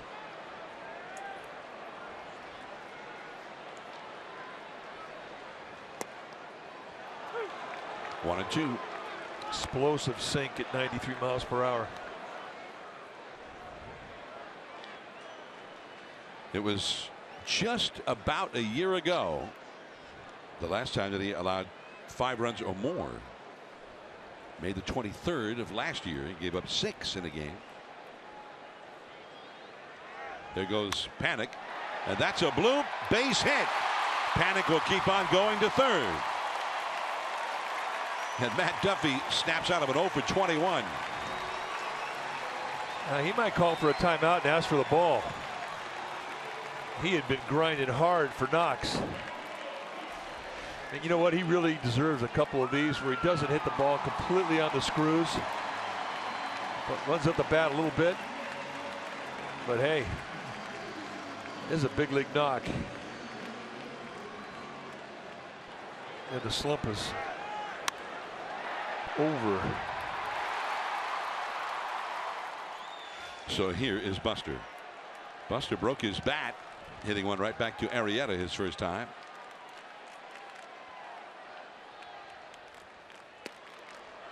Called a strike on the inside.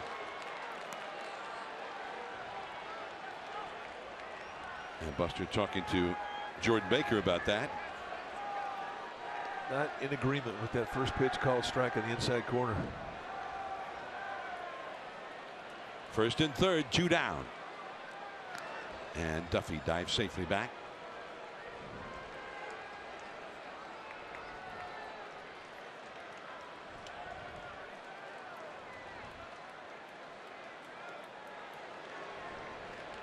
So Arrieta, over 20 pitches thrown in the inning. Giants have tended to be able to do this against pitchers this year. Strike 2 call. So how can a guy take a fastball just like that? How can a guy take a pitch like that? Well, he's not looking for a fastball. I mean, it's a 0-1 count. It gives you a chance to look for anything you want. And he's not looking for a fastball with 2-seam movement. Probably looking cutter or slider. Something middle away, but working away from him and not into him.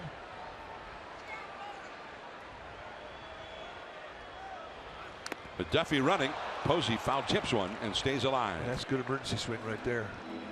What we have learned about Buster Posey is he'll guess just about every count, and that includes 2 strike counts. Very disciplined hitter, and I think one thing about him that really showed the day he walked into the big leagues, when he set his mind to a pitch and a movement, he stayed on it. In other words, he's not going to look for a fastball and all of a sudden have a guy throw a nickel slider through the zone and wave through it. He stays on the pitch he's looking for. Duffy back to the bag. Rizzo staying on the bag with him with 2 down and an 0-2 count to Buster Posey. Duffy at first, Panik at third.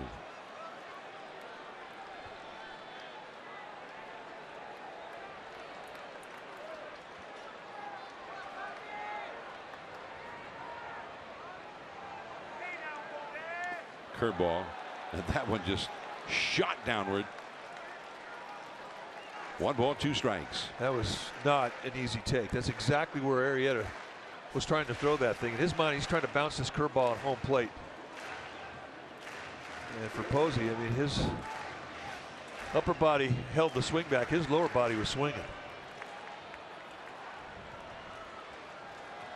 48 pitches. I mean, you want to be 45 or less at the end of 3, so he's not that far over it. But a lot of these pitches in this inning have come out of the stretch.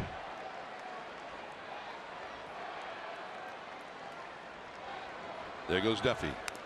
And Buster bounces it foul back behind the plate. Duffy will have to go back to first again. Well, he's having a very high stress inning. He got through the first couple of innings with a fairly low pitch count. Well over 20 pitches in this inning.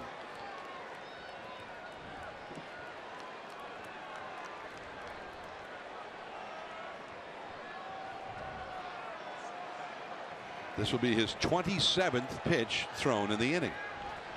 1 ball and 2 strikes to Buster Posey. 2 on, 2 out. A run in.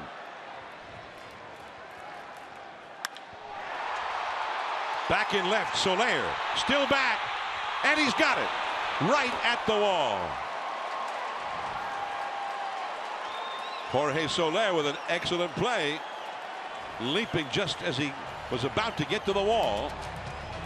And the Giants get just the one. On to the 4th now.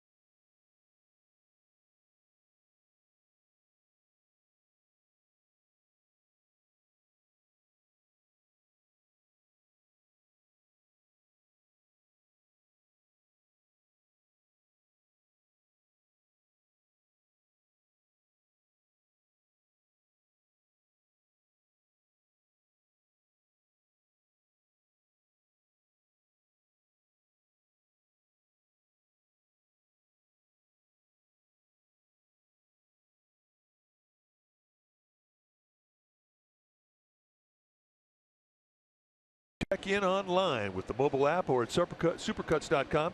It's easy to find the right location, time, and stylist to get you ready to go. Supercuts, best hair in the game. Well, who are you casting your vote for? Well, Brandon Crawford, come on. Or Johnny Cueto. Or Jeff Samardzija.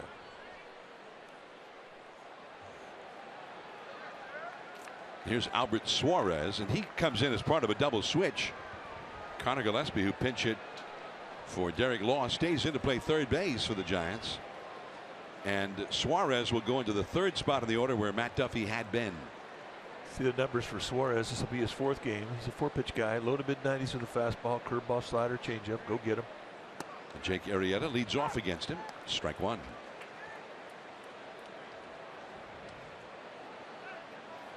Now, Suarez had been a starting pitcher at Sacramento and throughout his minor league career. Just a little bit outside.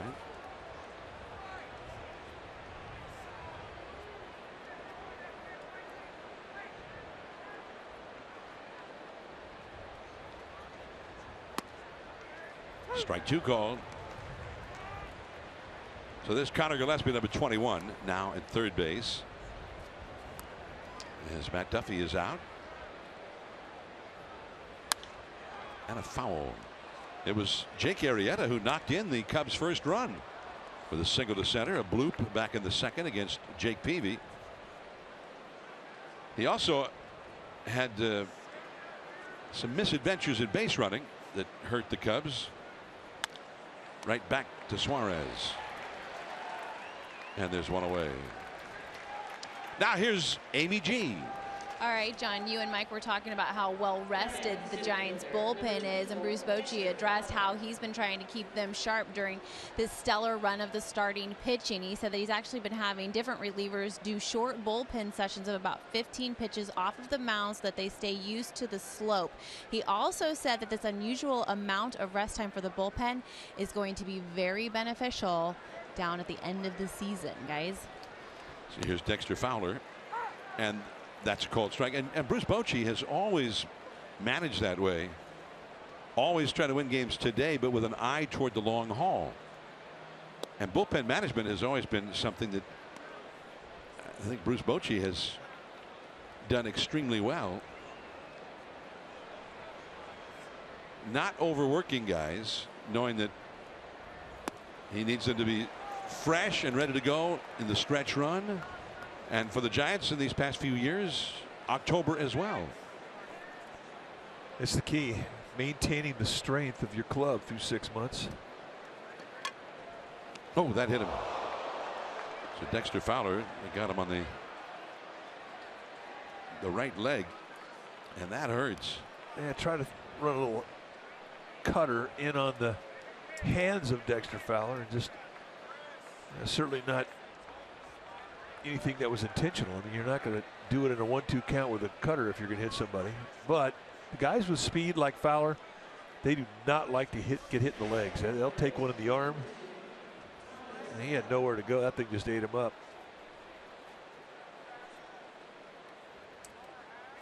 And you see that ball bounce straight back at the pitcher. That's a direct hit. So Fowler's still trying to shake it off. One out, he's aboard, and here comes Tommy La Stella. You know what? Never believe a base stealer. They'll go out there and say that their legs hurt or their foot's hurt, then they'll steal a base on you. At the knees for a strike to La Stella.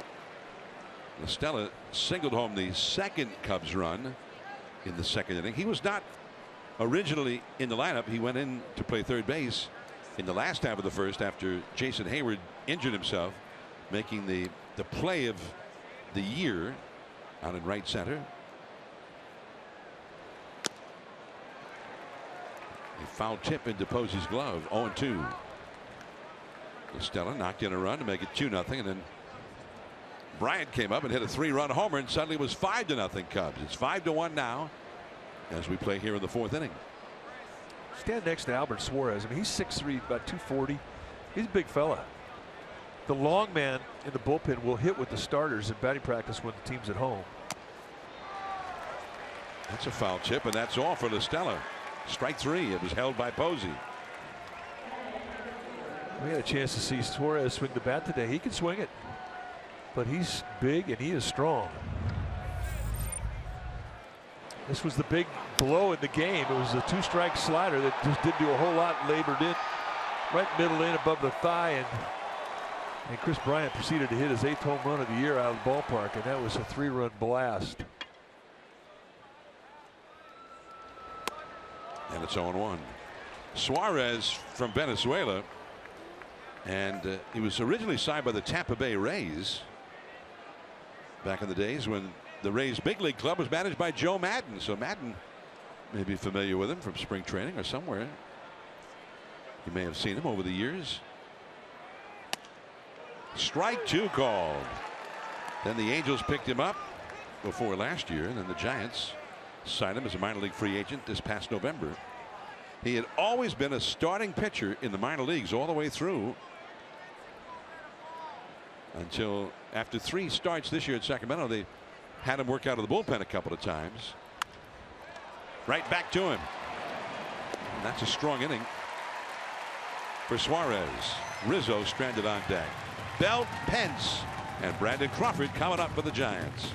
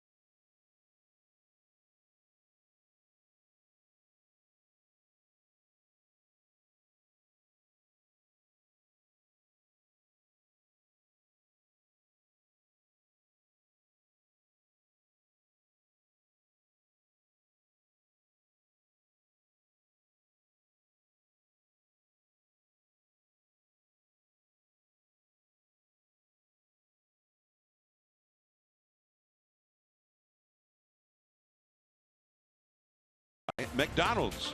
Download the McD app on your smartphone for great deals on the food you love at participating McDonald's. Jake Arrieta now to Brandon Belt as we start the Giants half of the 4th inning. Fowler's got room. 1 away. 1 pitch, 1 out. That is a rarity with Brandon Bell. I mean, he so often gets the count to a 3-ball count. To see him have his at bat ended after 1 pitch, that just doesn't happen very often. Arrieta wants to have a quick inning. I'm sure any pitcher loves to have a quick inning, but he may need one after a 27 pitch marathon in the 3rd. Pence curveball, a strike. Pence grounded out to second his first time. Dodgers and Padres are tied at 2 now in the 4th inning in San Diego. Padres had jumped ahead 2-0 early. 0-2.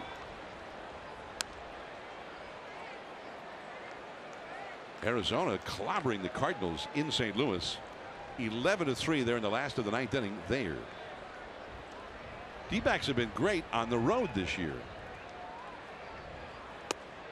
Whoa. Way outside. Tight zone. You know, and Jordan Baker, you know, he'll give you a strike early and he'll call it in the count, but like a first or even a second. But 3rd strike, yeah, he doesn't always call it. Just a tough zone to pitch to. Well, that is strike 3 called. I think it was strike 4.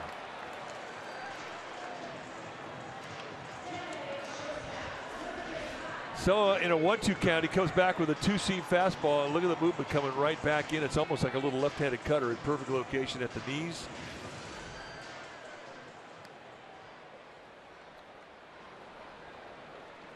We don't see Pence get called out on strikes very often.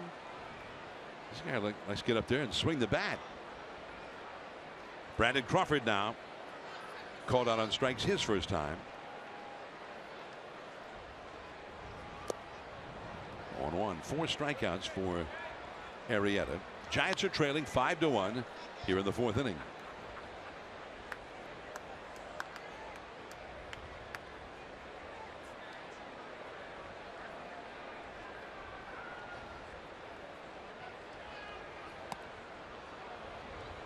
That frustrates a hitter when he checks a swing and gets a foul ball, loses a strike.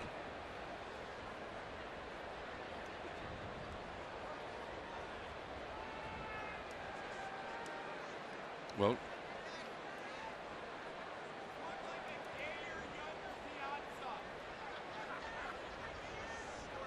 I believe the count would be 0-2.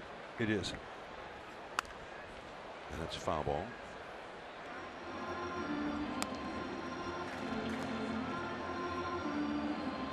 You hate to give up any strike to a good pitcher, a guy who's got 4 different ways he can get you to swing and miss. If you lose one because of a bad call to an umpire or a check swing,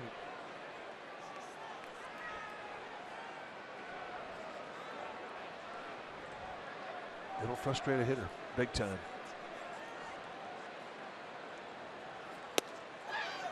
Just off the inside. That's quality 0-2 pitch. I mean, you're in that batter's box, you see that thing for the longest time, you're thinking, do I have to protect that? And you don't have a lot of time to make that decision.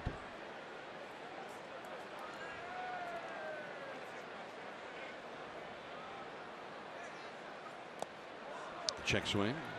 And no, says Dana DeMuth. Third base umpire when asked said no swing. 2-2 the count. There's Dana DeMuth. Long time Major League umpire. And before they became, quote, Major League umpires, they were National League umpires and they were American League umpires. DeMuth was a National League umpire. 2-2. And a foul out of play off the left field line.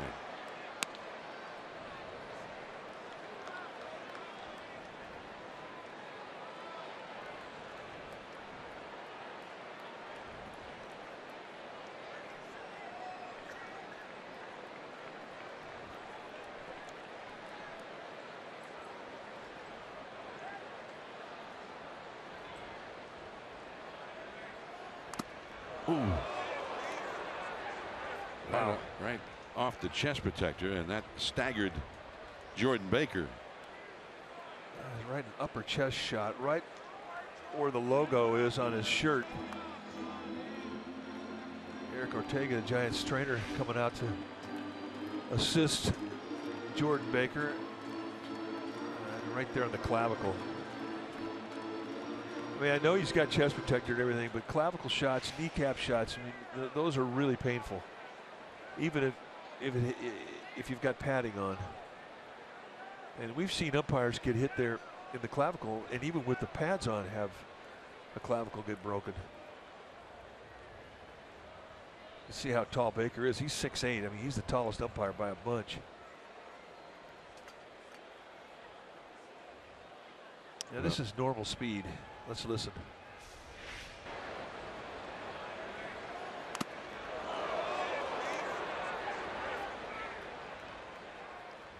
Foul ball like that, it doesn't take a whole lot of velocity off of the pitch, and with Arrieta, he's throwing it up there mid-90s.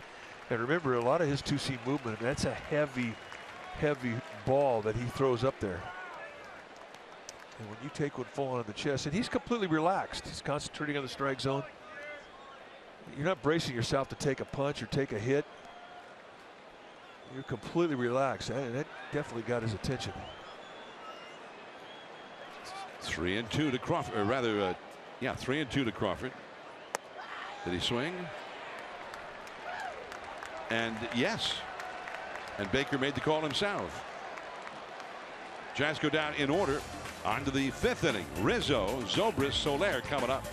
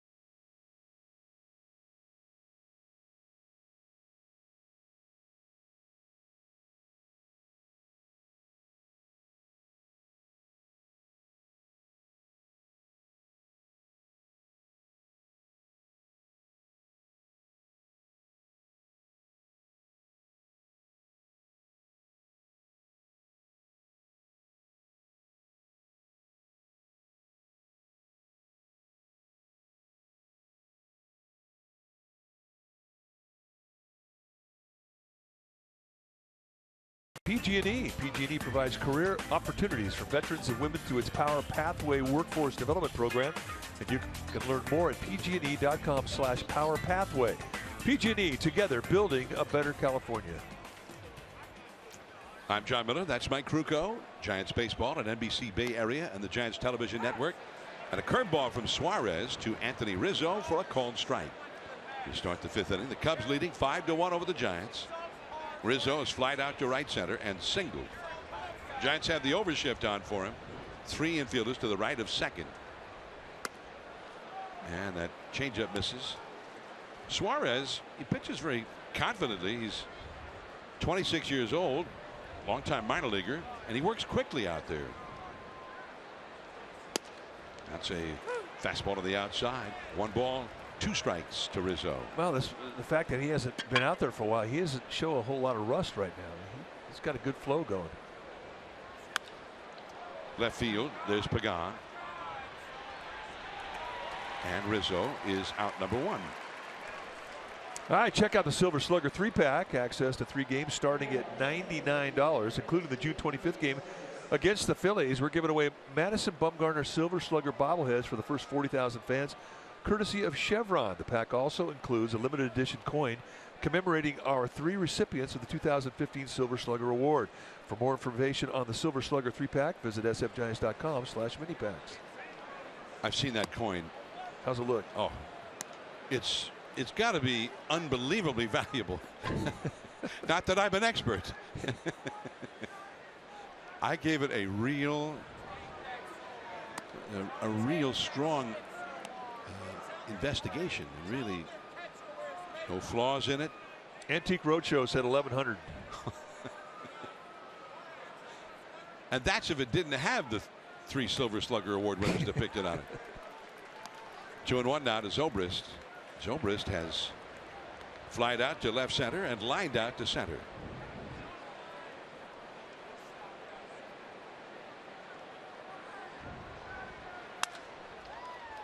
Brandon Belt out. Suarez covering, and Belt found a way to get rid of that ball while he was sprawled out on the hard clay of the infield. Well, the degree of difficulty on the throw is about a 9 out of a possible 10. As he goes down on his belly,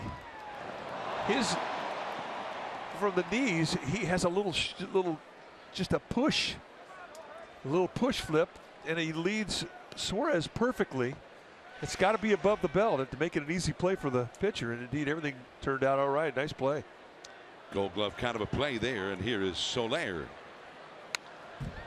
Look out, right over the head of Montero, who's in the odd deck circle.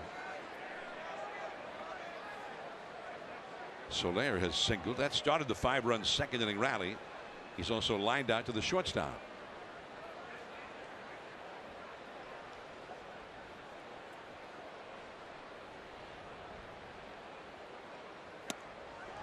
Curveball, 0-2 now. Every pitch that he's got is working tonight. You know, he should right now. He's had 3 appearances. You expect the guy to be a little tight when he's starting to break into the big leagues. Long about now, you start to feel a little more comfortable, and it sure shows tonight. Right to Joe Paddock. Man, that was a laser beam. A little bad luck for Soler, and a 3-up, 3-down inning for Suarez.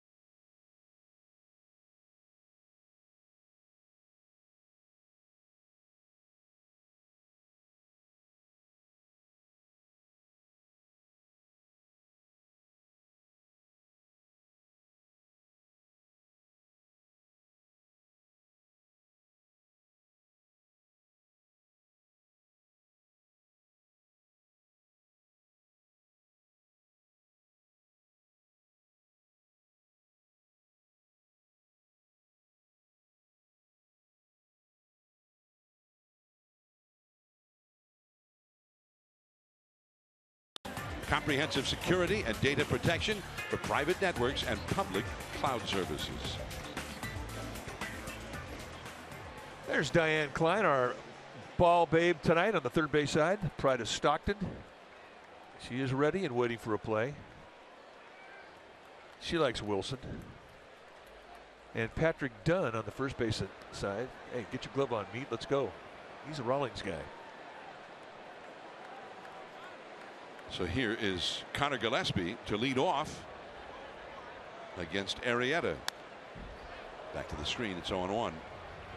Gillespie struck out as a pinch hitter in the 3rd inning. It stayed in the game as part of a double switch.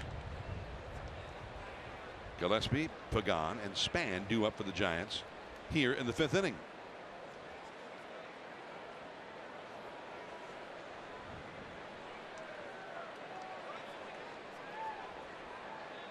Five to 1. The Cubs lead the Giants. Oh, man, that was a nasty looking pitch. You think that was legal? Well, you know what? You watch his stuff, and it does make you ask the question: are those pitches legal? I mean, there's so much movement to them, and that type of movement and velocity combined with location, and it's a lethal combination of 3 things working against you if you're the hitter. And the curveball fouled. That previous pitch looked like an optical illusion. 0-2.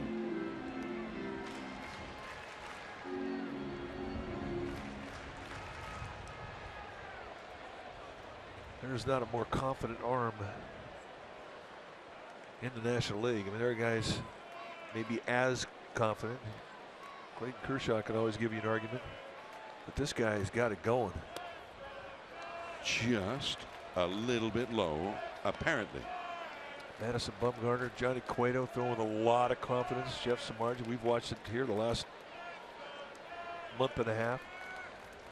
But this guy here, you know, 21 times he's gone out there in a row, and the Cubs have won, and he's 18-0 in that stretch with an ERA of 0.84. I mean, that's unheard of. Sharp curveball, and Gillespie did well to lay off that one. 2-2. We're seeing some amazing pitching performances this year early on, all around baseball. I mean, Max Scherzer, a couple starts ago for him, 20 strikeout game. And his teammate Steven Strasburg's off to a pretty good start this year. Yeah, I think he had 13 yesterday. Strikeouts. There's the numbers we're talking about. Down and in. Well, Gillespie is having a very gritty, battling plate appearance here against the Cubs ace. Well, an 0-2 to a 3-2 on a night where you're really trying to get some pitches out of Arrieta and get him out of the game. Now, if you go 3-2 and foul off a couple to get a base hit or walk, that's an exceptional AB. There is Zobrist, and he got him. 7-pitch at bat. Well, he had the no-hitter last August, and then April 21st of this year in Cincinnati.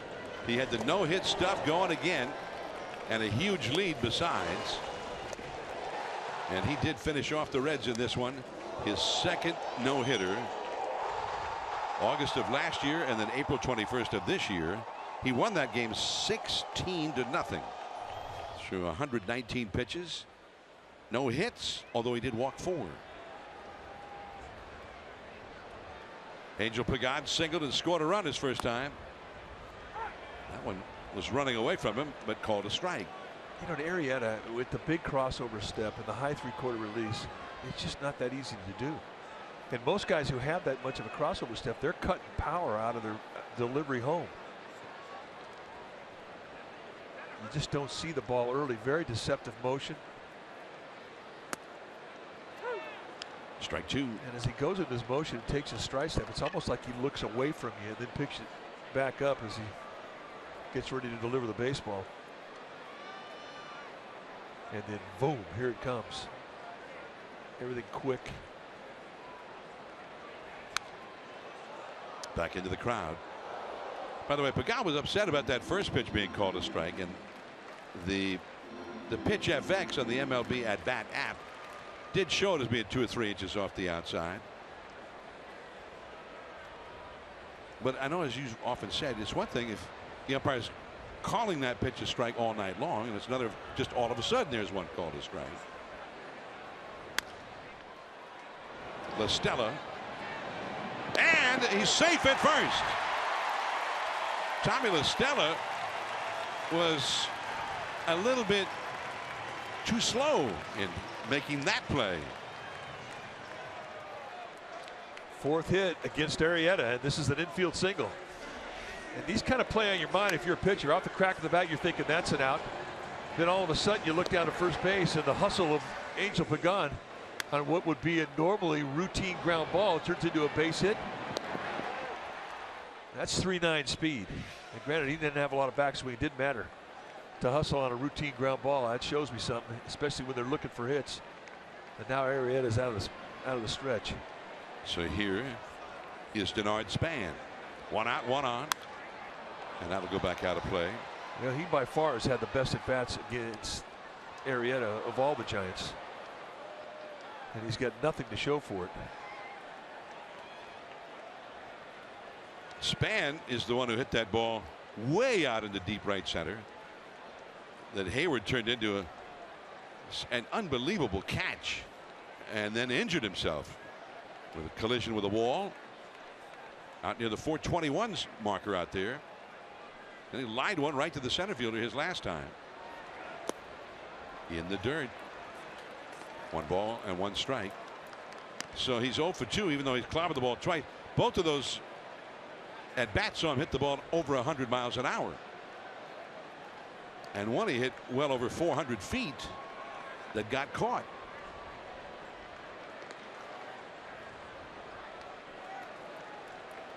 Pagan at first and Rizzo on the bag with him. Pagan stole second back in the 3rd inning. 5-1 Cubs lead. Way outside. 2-1. Arrieta has labored a little bit the last couple of innings. He had a 27 pitch 3rd, only a 13 pitch 4th. And it really was Gillespie who set the tone in this inning right away, making him throw 7 pitches before Gillespie finally grounded out to lead off the inning. Pagan is back. And we're seeing that a lot from the Giants, who are grinding it out at the plate against tough pitchers. It's one of their strengths as an offense. The Giants, you know, they're in the midst of an 8-game win streak, and they haven't really swung the bats well.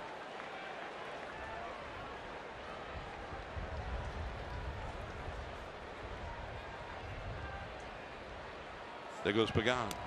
And off the glove of Montero. Pagan, who wasn't aware, he went into second with a slide.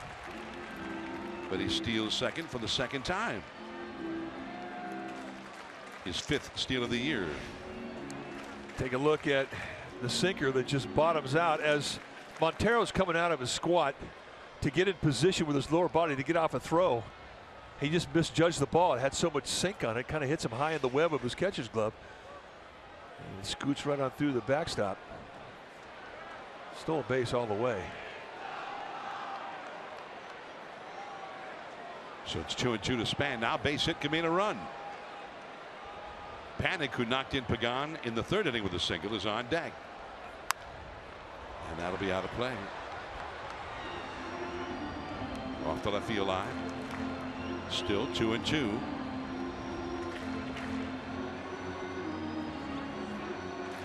Dodgers and Padres meanwhile 2-2 in the top of the 5th in San Diego. Colorado lost at Pittsburgh 2-1 to Garrett Cole. He got the best of Eddie Butler in a pitcher's duel there. Arizona won in St. Louis 11-7. The Giants are trailing here to the Cubs 5-1 in the 5th inning. Denard Span battling it out with Jake Arrieta. Off the inside. Great pitch, great take. Wow. And you really got to have some guts to take a pitch that close to the strike zone tonight, the way the strike zone's been.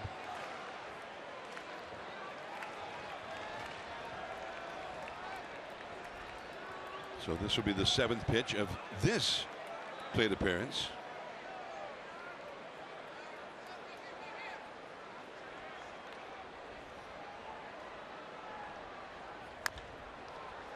And that's foul. And he could, this trip to the plate continues for Denard Span.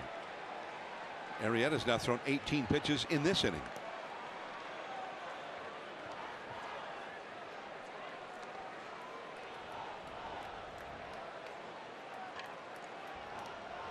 Giants have George Contos warming up in their bullpen. You've got Span at the plate with 1 out. Panik on deck, and then the pitcher's spot after Joe Panik.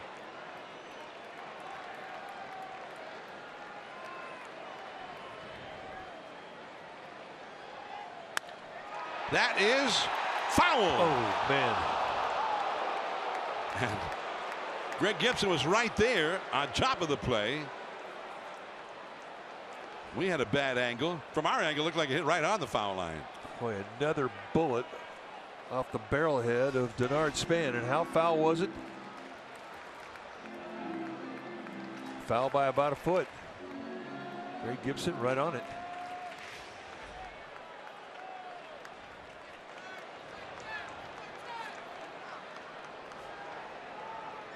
That ball ended up right over the heart of the plate. This will be the 9th pitch from Arrieta to Span in this trip to the plate. Pagan at second. And peeled foul into the crowd off to the left. You know, it's not like he's throwing a bunch of ducks up there in the middle of the strike zone either. I mean, he's making some quality pitches. Even the 3-2-1 he fouled down the right field line, even though it was in the heart of the strike zone, it was quick getting in there. I mean, it wasn't a bad pitch. It was lazy movement on it. Apparently, Span broke his bat on that last foul ball. So he's got a new piece of wood and comes back to the plate. Yeah, maybe this one's got some base hits in it. The other one had solid contact, but no hits. 10th pitch from Arrieta to Span in this sequence. Pagan, the runner at second, 1 out. Pitch number 21 of the inning upcoming for Arrieta, but first he and Montero will talk it over.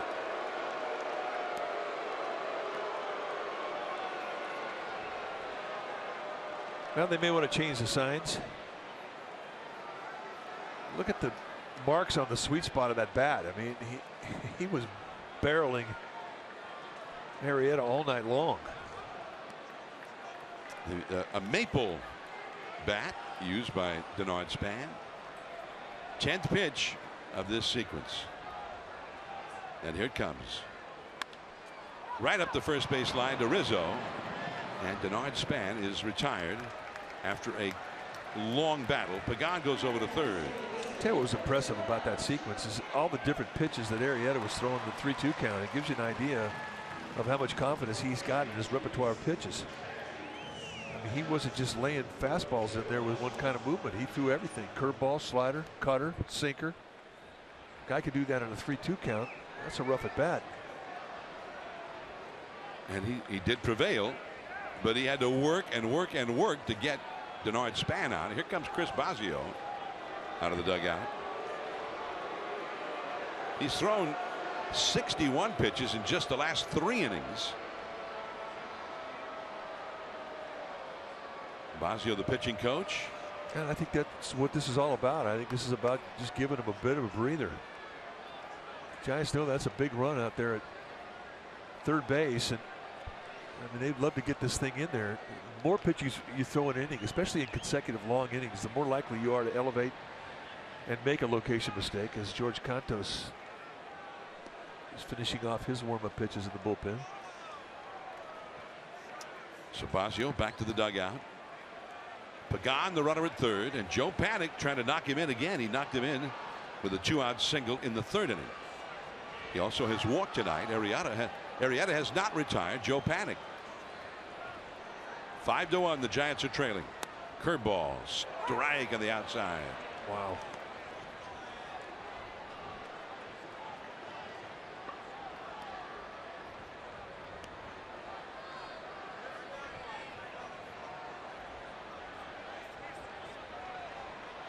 Panik had 4 hits last night at San Diego.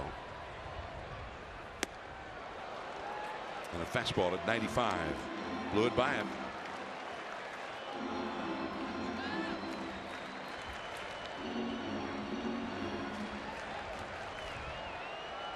Cubs got 5 runs in the 2nd inning, knocking Jake Peavy out of the box in the process.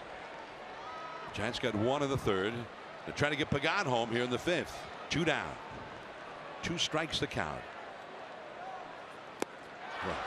And that sharp curveball for the strikeout. And he made short work of Joe Panic this time. 5-1 Cubs on to the 6th.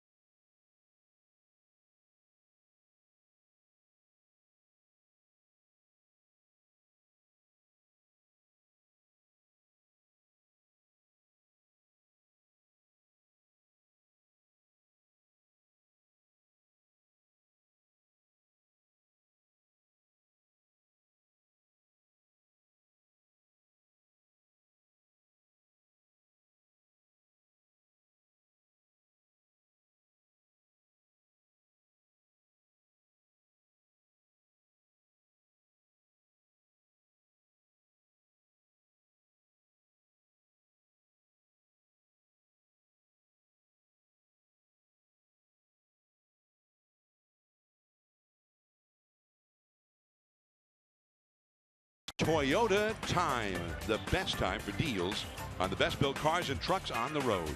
For big savings on legendary Toyota quality, take a test drive today. Toyota, let's go places. For us, immediately here, let's go to the 6th inning. Yeah, good idea. We get to see Albert Suarez for another inning. He's pitched too strong. He hit Dexter Fowler, the only base runner that he's allowed in 2 innings. And he misses with ball 1 to Miguel Montero. He's had a lot of time to rest up between innings because the Giants have taxed Arrieta considerably. Arrieta thrown 64 pitches in his last 3 innings, including a 24-pitch 5th inning after a 27-pitch 3rd inning. Montero has singled and scored a run. That was in that 5-run 2nd inning. He's also grounded out to second. Dodgers have gone ahead of the Padres 4-2. They're in the top of the 5th down at Petco Park.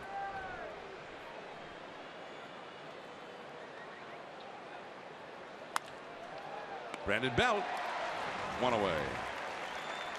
Now let's check in with Amy G. All right, gentlemen, a pretty funny moment after last night's win in San Diego. Your San Francisco Giants trio of outfielders, Pagan, Span, and Pence, usually known for a smooth side bump, celebratory bump. It wasn't anything but. I talked to Pagan today. He totally threw Span under the bus and said they had it all planned out. They were supposed to do a pump fake, and Span just messed it up.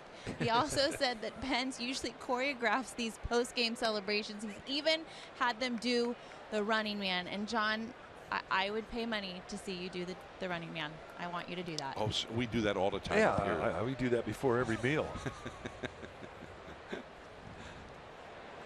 How much money? Baez over to Gillespie, and that's 2 down. Baez is 0-2 with a sacrifice bunt. And Jake Arrieta will come up against Albert Suarez, who now has retired 7 in a row and 8 of the 9 hitters that he's faced overall. Arrieta was the first man to face Suarez when he came on for the 4th inning, and Arrieta hit a comebacker. So Arrieta, who singled home the first run of the night for the Cubs back in the 2nd, is 1 for 2 in the game.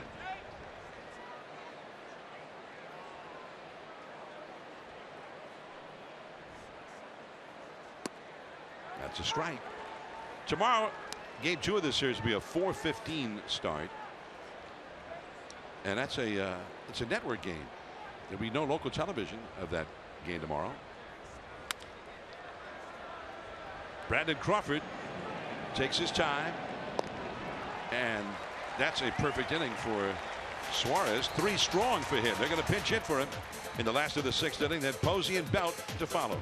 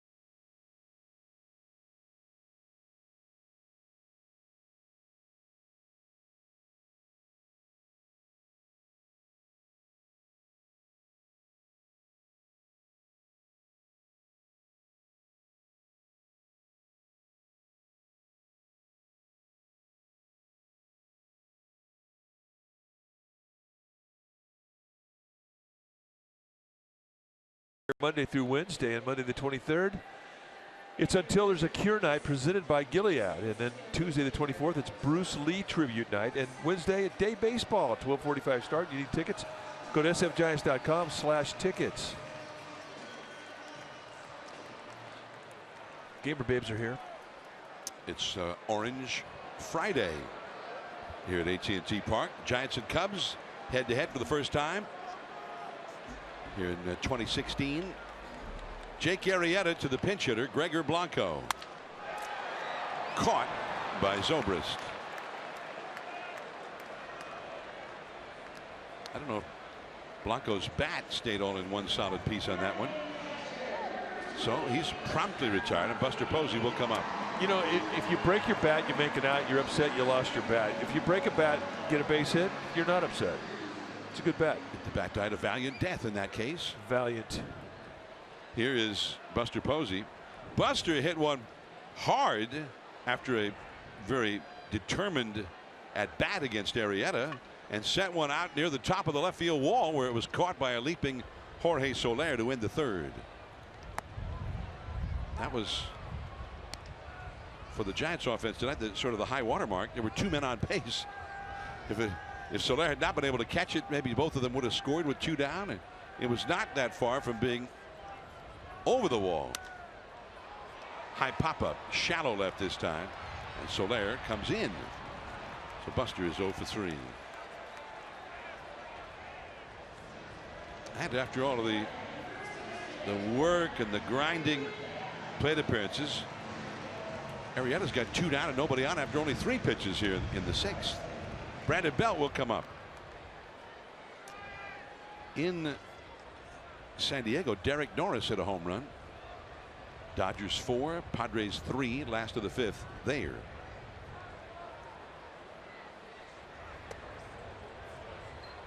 One ball and no strikes. They're not in the big overshift for Belt. Most teams usually now will put 3 infielders to the right of second. They're playing him to pull, but not with the complete shift to the right side. 1-1. Hunter Pence on deck. 5 runs, 7 hits for the Cubs. 1 run, 4 hits for the Giants. The Giants got their only run in the 3rd. Single by Pagan. He stole second and panicked with 2 down, knocked him in with a single. 1-2 now. You know, after you play a series with the San Diego Padres, who we think employ the most dramatic defensive sets in all of the National League, at least the teams the Giants have seen this year. I mean, a team that like the Cubs, I mean, this is really conservative, and especially in the outfield, there's not a lot of movement. Strike 3 call. 7-pitch inning for Jake Arrieta, although Bell was not happy with that call. Top of the order coming up for the Cubs.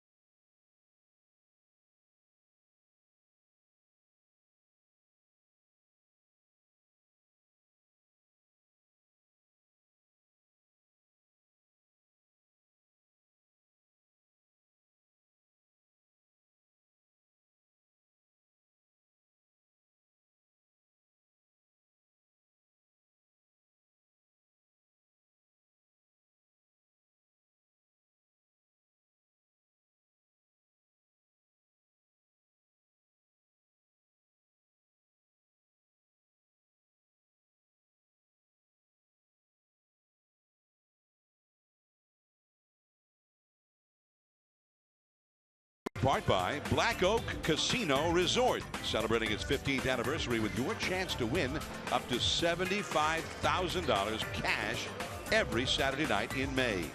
For instance, tomorrow is a Saturday night in May. For more info, visit blackoakcasino.com.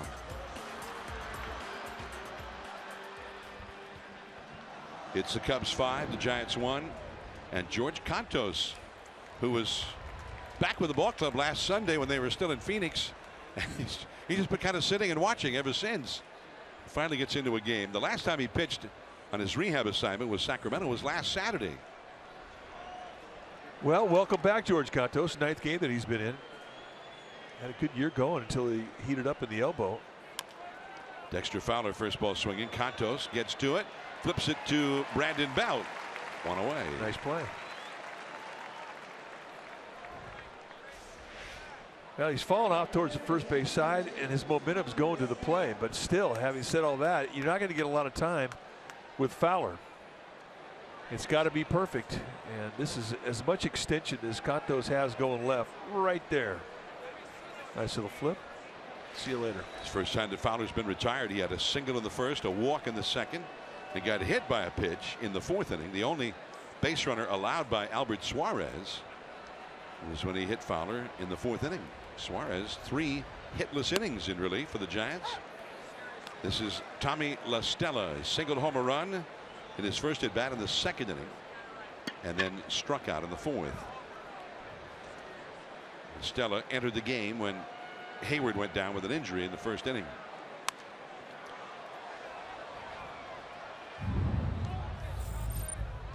Go back to the 2nd inning with the bases loaded, 1 out, and La Stella comes up and hits a ball off the wall.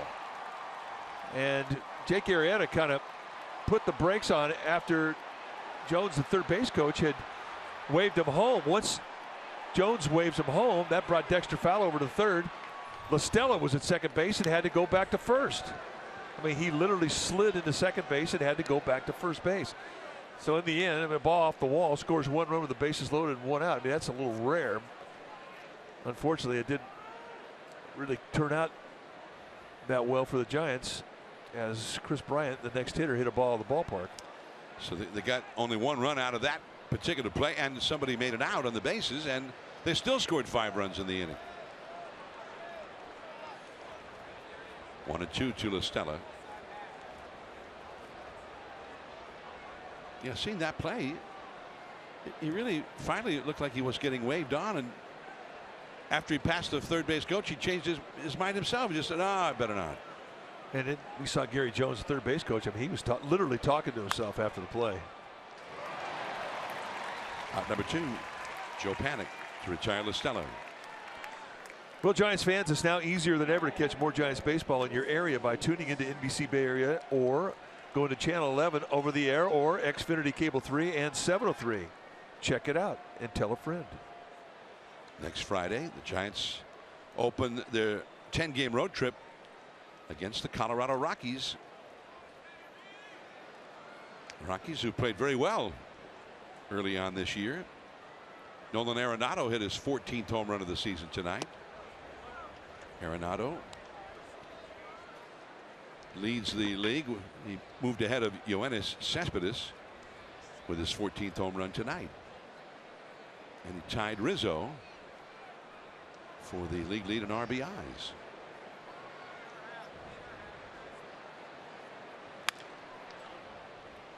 Foul ball. Chris Bryant, who hit the 3-run homer in the second. That's been the big blow, the backbreaker.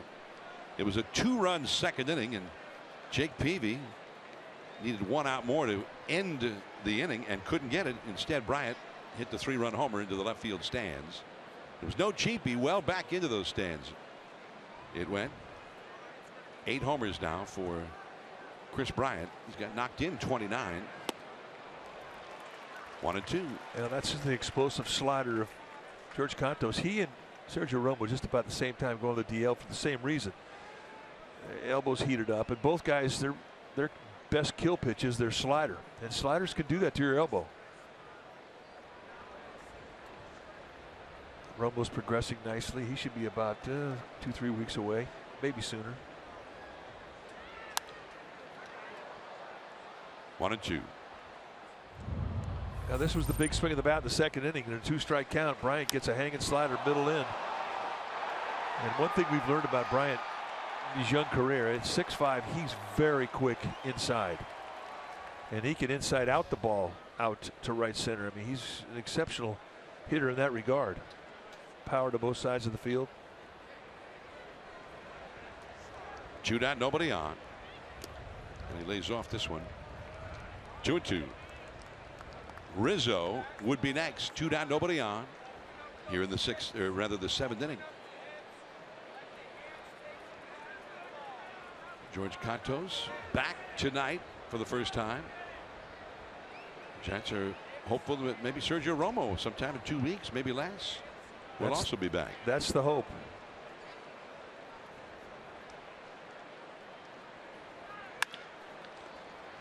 Crawford. Inning over. Welcome back, George Cantos. A perfect 7th inning. Hunter Pence, then Brandon Crawford will be coming up against Arrieta.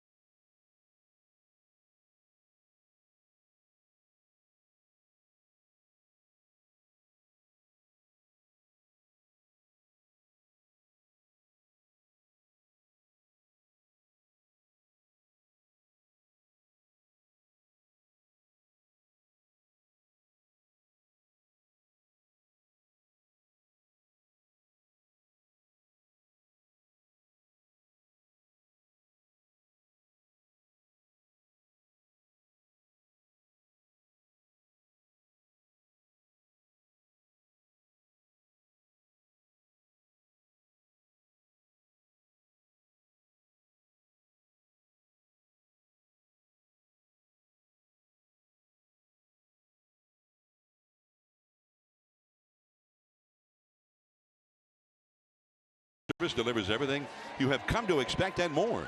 Watch every out-of-market game live in HD on over 400 supported devices. Includes a free subscription to At Bat Premium, the #1 app for live baseball. Blackout and other restrictions apply. Visit MLB.tv for details.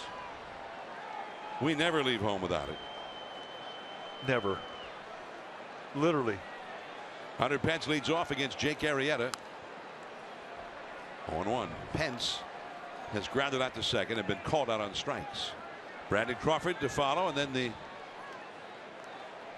Giants third baseman Cole Gillespie due up third in the inning. Cubs for the first time get some action going in their bullpen. And the curve drops low and in. You know, we talk about the defensive sets that are extreme. There are a lot of pitchers that don't like it. And you get to the stature of a Jake Arrieta, he's going to have a lot to say about how the defense is played behind him. See the activity now in the Cubs bullpen.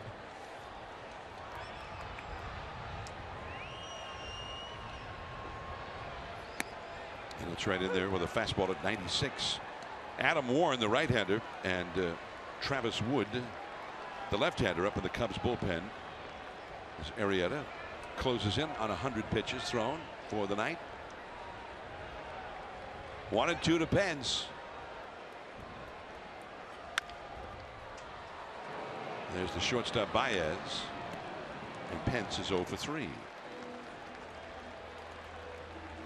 Brandon Crawford will come up. Only run for the Giants in the third inning. A single for Pagan. He stole second, and then Joe Panik singled him home. After Panik's RBI single, Duffy singled Panik to third for Buster Posey, who had a real determined battle with Arrieta. Finally hit one to the top of the left field wall. It was caught by a leaping Soler. And that's pretty much been the high water mark for the Giants offense.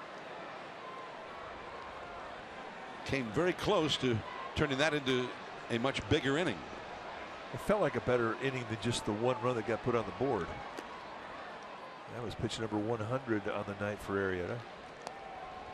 He has struck out Crawford twice, once looking.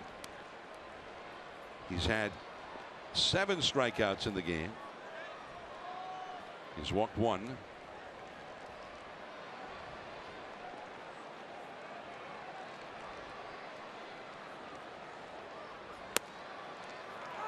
Two and 1.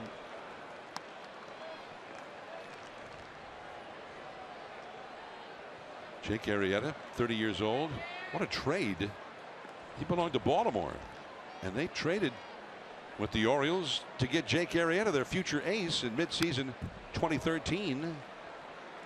I mean, it's a pretty well-known story at this point, but they didn't just get Arrieta.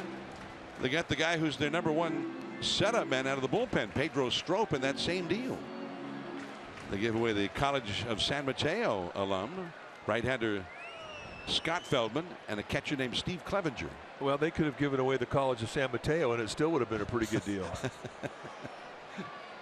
2-2. And that's out of play. College of San Mateo, where a right-hander named John Wetland used to matriculate and was an outstanding pitcher for the Bulldogs. 2-2 to Brandon Crawford with 1 out, nobody on. But the book on Arrieta when he was in Baltimore is he couldn't throw strikes. He always had great stuff. His stuff was always filthy dirty, but he just could not control it. 3-2 now. And then all of a sudden the mechanics got sound. He got a command of his pitches, and a star was born. His earned run average with the Orioles was 5.46. That's hard to believe when you look at the type of sink that he has. Now, I know that Camden Yards is a hitter's ballpark, but still, that velocity, that type of sink. It's a walk for Brandon Crawford. Nice at bat. For comprehensive coverage of everything orange and black, check out pregame live and postgame live before and after every regular season Giants telecast on CSN Bay Area, authentic Bay Area sports.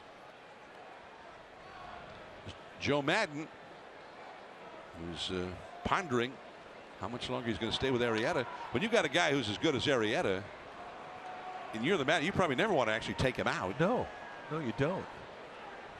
You're going to always think to extend it when you have a lead like Arrieta has. Now, he's not going to finish this game, but I think Madden wants to get him through here this 7th inning.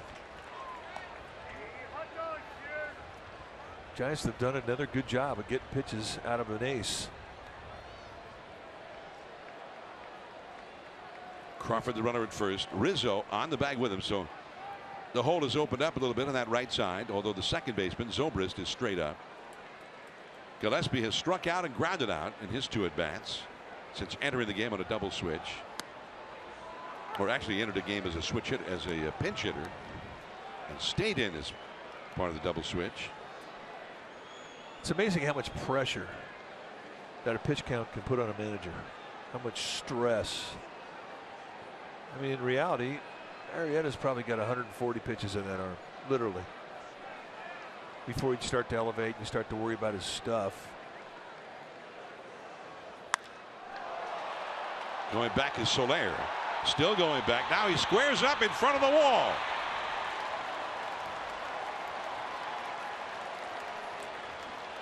And even though he squared up, he went in the air to catch it. Hit well to the opposite field by Gillespie. Well, it has really been that type of a night for the Giants. I mean, very frustrating. You're just a little short of the glory. Opposite takes it right to the wall, about 1 step. Soler's a big boy. I mean, he's tall. I mean, he could easily go over the top of that fence in left field and pull one down. Now Pagan, who's had 2 singles, 2 for 2. He had an infield hit in the 5th inning. He's stolen 2 bases as well. Back out of play. Pitch number 109 for Arrieta. Well, you make the good point, though, because the pitch count, it's still a relatively new way of sort of judging when to take a pitcher out of a game. But Arrieta, he's not a young guy. He's not some arm that's 24 years old, 22 years old, needs to be protected. He's 30 years old. Called strike 2. Turn him loose. You know, I'm looking at the outfield this Cub team has out there right now. I mean, they got 6'4" in left. They got 6'5" in center. They got 6'5" in right. That's got to be the tallest outfield in the big leagues. It's tough to hit one over their heads.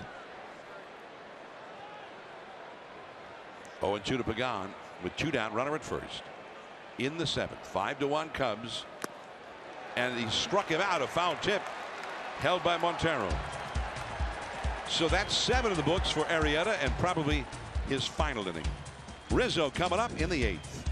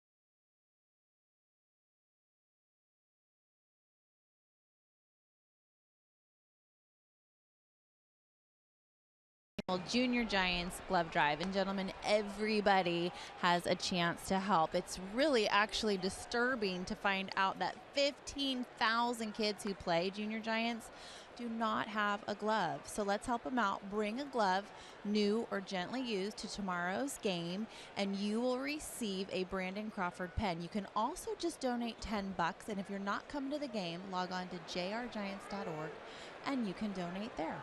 John and Mike. All right, thanks, Amy, and that's tomorrow. Bring a glove.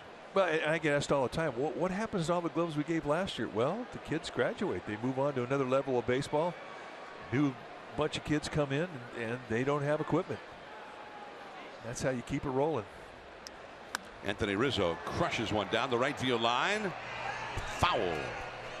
I mean, he looks to me like he's trying to do this every at bat. I mean, slightly open stance. His whole setup is looking like he's just a dead pole hitter, but he's not. I mean, he's more than that. He has a nice approach to left field, but this is down and in, and that feeds the beast right there.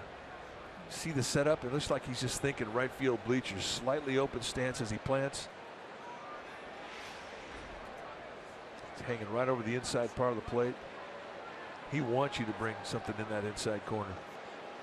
Well, he hit 31 homers last year, 32 the year before. Did he swing? Nope. 2-1 the count now. He knocked in 101 runs last year.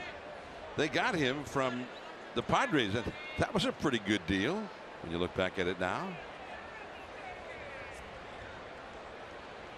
Cubs gave up Andrew Kashner in that deal and got Anthony Rizzo.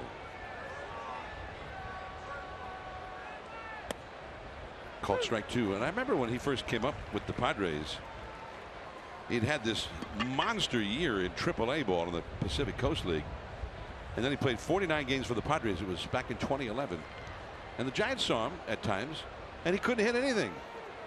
He had 141, and the next year's when they traded him to the Cubs. Into the defense,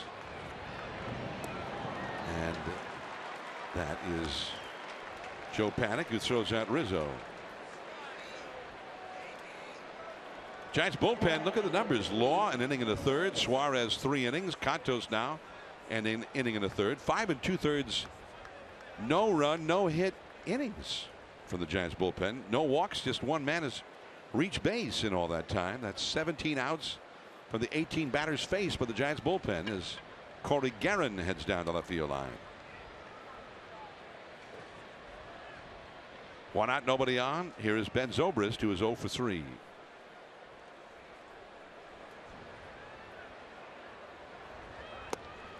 That looked like a curveball, but it dropped low for ball 1.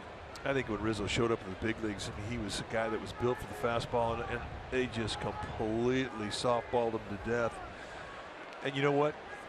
You keep doing that, guys make adjustments, and they become good breaking ball, good off-speed hitters.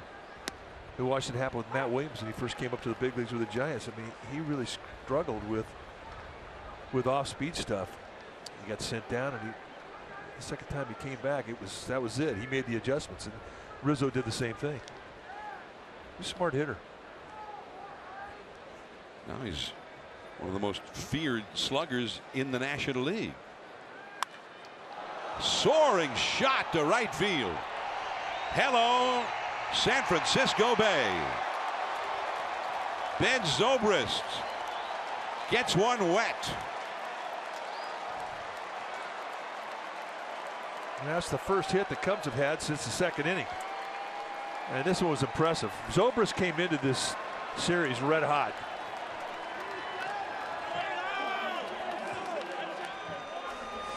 And let's take a look at home run number 6. Just middle in at the belt. And I have to believe he was looking in. And from our splash cam, we get to see a splash. 6th home run of the year for Zobrist. And now Soler takes a strike with a cutter.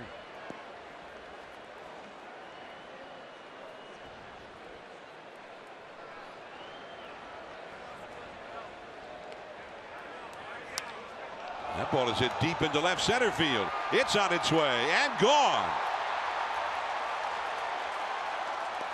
Katos has given up consecutive home runs to Zobrist and Soler.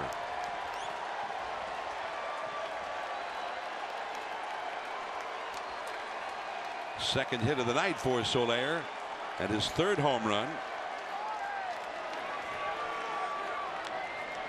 Now we saw a fastball go out of the ballpark off the bat of Zobrist. This is a hanging slider.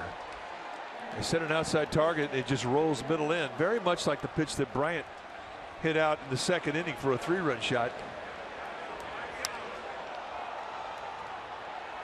And that was no cheapie. Just to the left of the 382 marker out there. So George Katos, who had not allowed a homer in his first 8 games this year before he went on the disabled list, has given up 2 hitters in a row here. 1 to each. Montero takes a strike.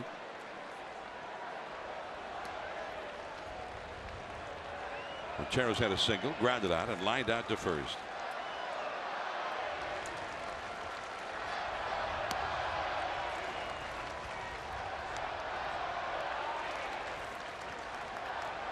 There are a lot of Cubs fans here tonight, and Giants fans sound like they're trying to drown out a Cubs cheer now. 7-1, the Cubs are leading. That's fouled on the left field line. Guerin is up in the bullpen again. Cubs have scored for the 8th time this year in Jake Arrieta's 9 starts. In 8 of them, they've scored 6 or more runs. That's kind of overkill, isn't it? Yeah. Yeah, it is. Arrieta gave up a run tonight. He's given up 10 runs in his 9 starts. And most of them, they scored 6 runs or more on his behalf. Out in shout more in center field than right field. Panic, and he got him. Catcher's legs there. Got Montero. But you know, if you're going to run a streak like Arrieta has, and 21 times he's run out there, and 21 times the Cubs have won. He's had 18 personal victories during that slot with an ERA of under 1. I mean, you got to have a couple things go your way, and having your team score runs for you is a big part of it. Well, with the 7 runs tonight, the Cubs have scored 71 runs in the games that he has started in those 9 games. So they've averaged nearly 8 runs a game of support for Arrieta. Not all of them while he was still in the game, but most of them. 71 runs, and he's allowed 10. There's the veteran catcher, David Ross, out on deck, with Arrieta due up next. The old standard joke. Man, you give that guy 8 runs, he's good.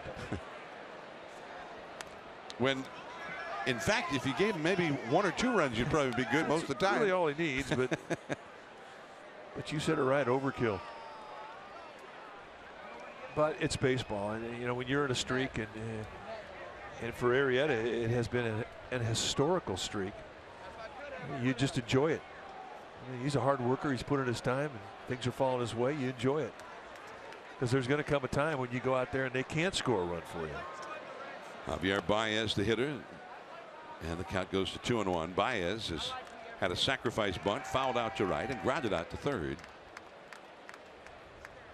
When he got the sacrifice bunt, I don't think he was bunting for the sacrifice. With the pitcher, Arrieta, coming up next. 2 men out and nobody out in the second inning, but that's the way it turned out. Foul ball, 2-2. But this is the 5th year for Arrieta, and I'm sure somewhere in his first 4 years he had that streak where nobody can score for you. And for Matt Cain, that has been something that has plagued him throughout his Giants career, as he's in his 11th year as a Giant.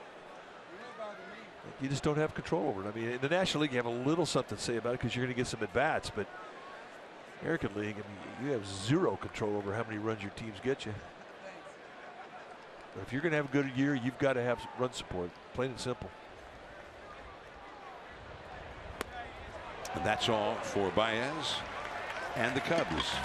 But Zobrist and Soler go deep. 7-1 Chicago Top of the order coming up.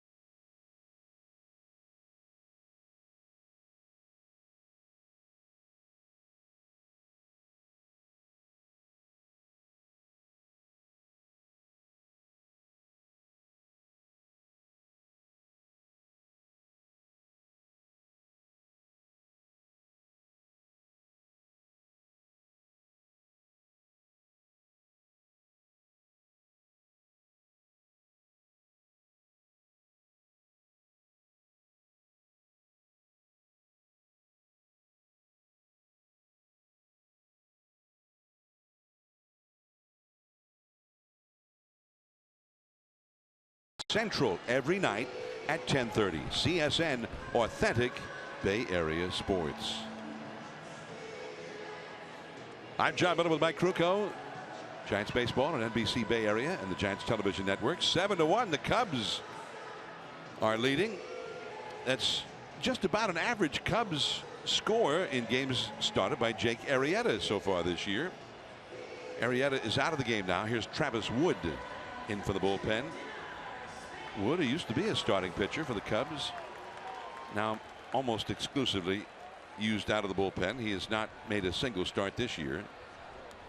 You see his numbers: 11 innings, 8 hits allowed, 5 walks, ERA a little bit above 4. Got pretty good stuff. These low 90s fastball with sink and cut, a curveball, slider, and a changeup. Left field, Soler drifting back on it, under it now. Denard Span is now 0 for 4. Addison Russell also came into the game when Wood came on as part of a double switch. So Russell is now at shortstop, and Baez has moved over to second base.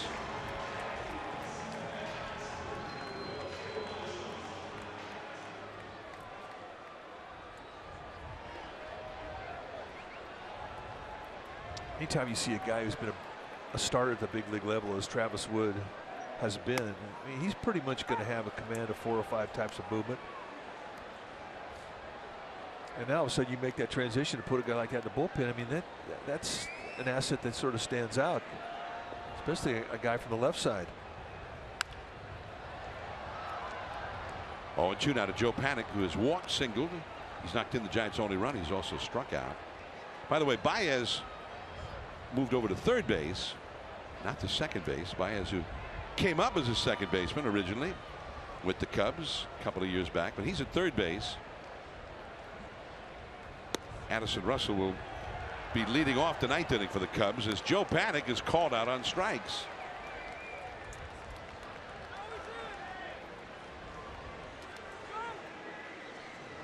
Now let's take a look at the money pitch that Travis Wood features. They set a wide target, and with the cheat, didn't move the glove. Jordan Baker, the play umpire, got taken in by it.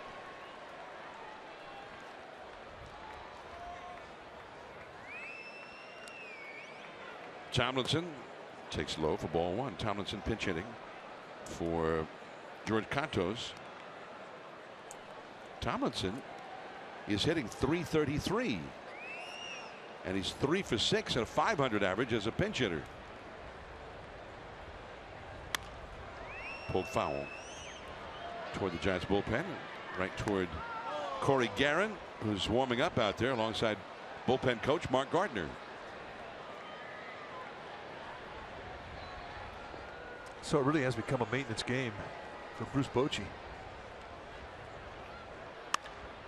Down the left field line, fair ball, extra bases. Tomlinson has been on a roll, even though he sometimes goes a few days without getting in a game. He's keeping that stroke going. It's just hard work, and that's how you keep it. Extra swings, extra time in the cage. He digs it out. I mean, that was a good pitch, and Travis Wood didn't hang that. I mean, that was on the inside corner with cut. That's just quickness to the inside corner for Thomason. That's a nice at bat with 2 outs. Keeps the inning going for Buster Posey. Giants down 7-1 here in the 8th inning. The Dodgers trailing San Diego 5-4 down in San Diego.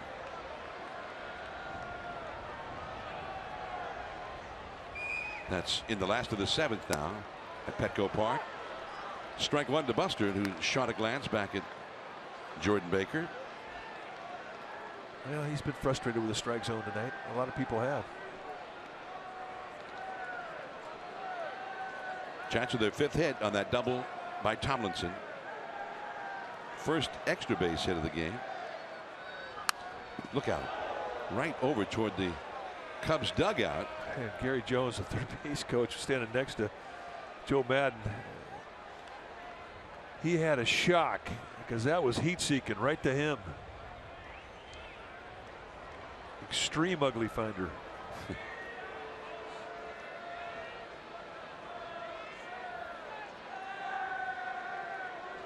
Madden, he was diving in the bunker. 0-2 the count to Buster Posey. Diving to get it, Addison Russell. He's a good one, and that's the inning. On to the 9th. The Giants are leading, or are trailing 7-1.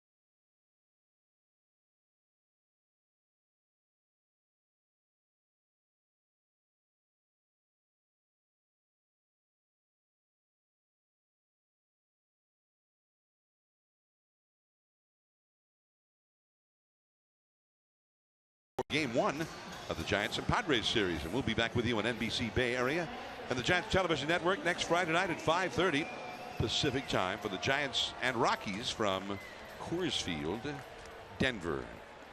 That should be Matt Cain making that start at Coors. There's Corey Guerin. See the numbers for Guerin. 19th time he's come in. Guerin, a ground ball specialist, low 3/4 release with the arm delivery, and he puts a lot of balls on the ground when he puts it at the knees. Got a slider and a changeup to go with that low 90 sink.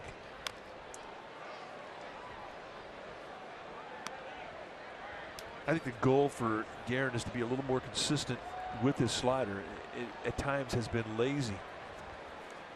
And we saw it in spring training, and it was a pretty quick little slider. I mean, the Giants had to make a play, had to make a place for Corey Guerin. He has such a great spring. He was out of options. Been a good addition to this Giants bullpen, especially coming into an existing inning when you need a ground ball. He's that guy. But I think as he moves forward, he's going to have to start developing more of that changeup. Don't see a lot of them. And tighten up that slider a little bit.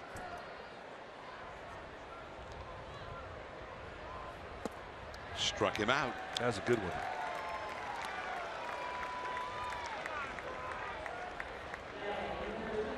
Dexter Fowler, the leadoff man, will be next. Slider starts on the outside corner and let him chase. I mean, he's got a no-dodge slider as well because of that low three-quarter. Very similar to the type of spin that Sergio Romo gets. The break is not as quick, but the deception in the eye of the hitter is.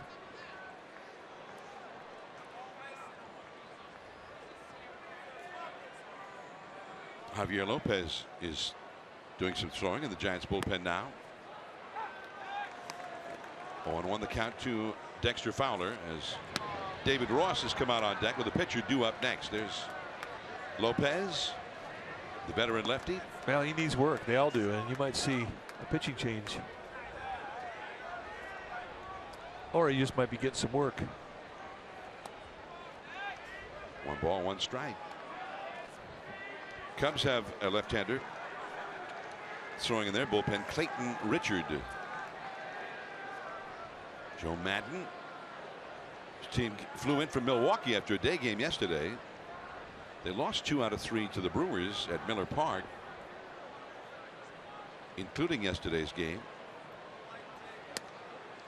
But then tonight, Jake Arrieta was on the mound, and as has been the case for most of these past 2 seasons, all is well for the Cubs when Arrieta takes over. Arrieta 7-0 this year coming into this game in 8 starts. He went 7, gave up 1 run and 4 hits tonight. That slider in there. Strike 3 call. Oh, nice pitch. Again, the slider. Little backdoor knee-high locator, absolutely perfect. Jason Hayward got hurt in the very first inning. The first batter of the game for the Giants, Denard Span, and he sent one to the deepest part of the ballpark and turned into an incredible catch by Hayward, but it was immediately evident that he had hurt himself out there. The word we received from the clubhouse later on was that after that catch, he was being evaluated for an injury to the right torso in the abdominal region.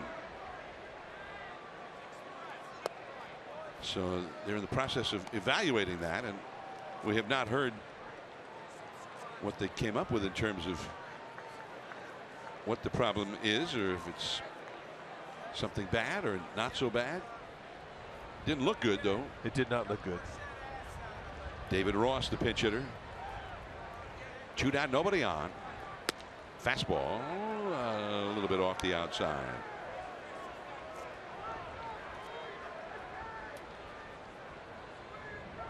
Jordan Baker, the home plate umpire tonight. Tomorrow, 4:15, first pitch. And there could be some difficulty if there are no clouds. Could be tough to see early on in that game as Pence is going way back there off the right field wall, the pillar between the second and third archways. A double for Ross.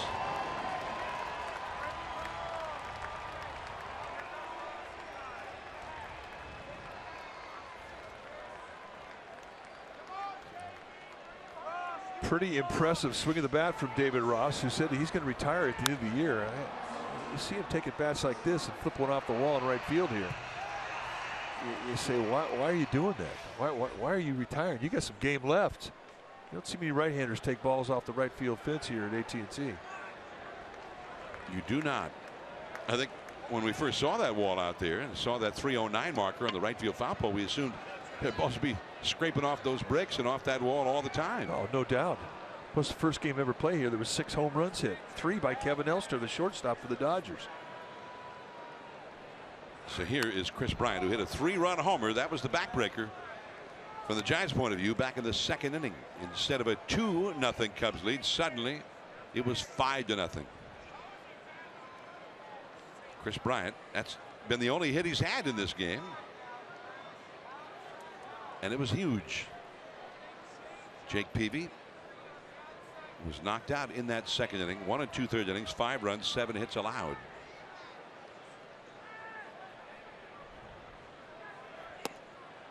Too low, 1 ball, 1 strike, and Peavy was 1 out away from getting out of that inning without that much damage.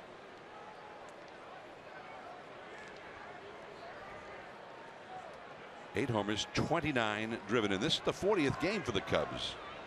So he's on pace right now for what, 32 homers and nearly 120 RBIs.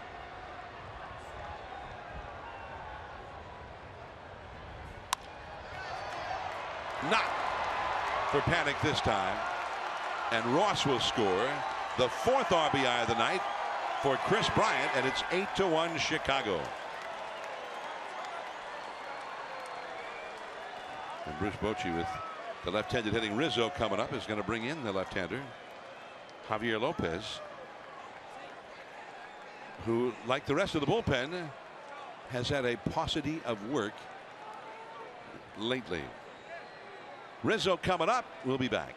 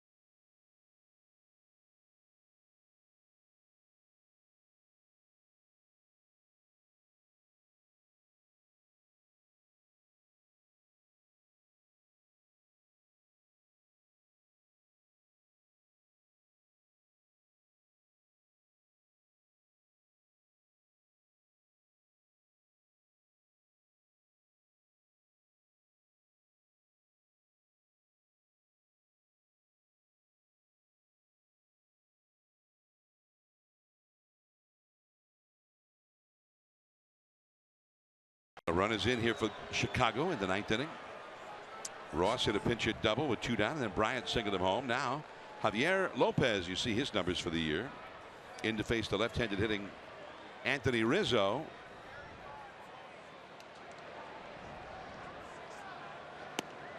And it's 0-1. 20th game that Javier Lopez has been in, and if there's anything that has been good that came out of this ball game, is that basically almost all of Bruce Bochy's bullpen got a chance to get some work tonight. Lopez, the 5th reliever utilized. That's a foul ball. When in the first month of the season, Lopez was having a hard time getting lefties out, but lately that ability has returned to his arsenal. He's retired all the lefties, or at least nobody's had a hit against him for quite a while. Over the last 7, which would cover probably 7, 8, 9 games, because often he comes in just to face the one hitter. That is foul. 0-2. Rizzo 1 for 6 in his career against Javier Lopez. 8 runs, 11 hits for the Cubs, 1 run, 5 hits for the Giants. The Giants in their half of the 9th are scheduled to have Belt, Pence, and Crawford. Nobody throwing in the Cubs bullpen at the moment. They had Richard up earlier.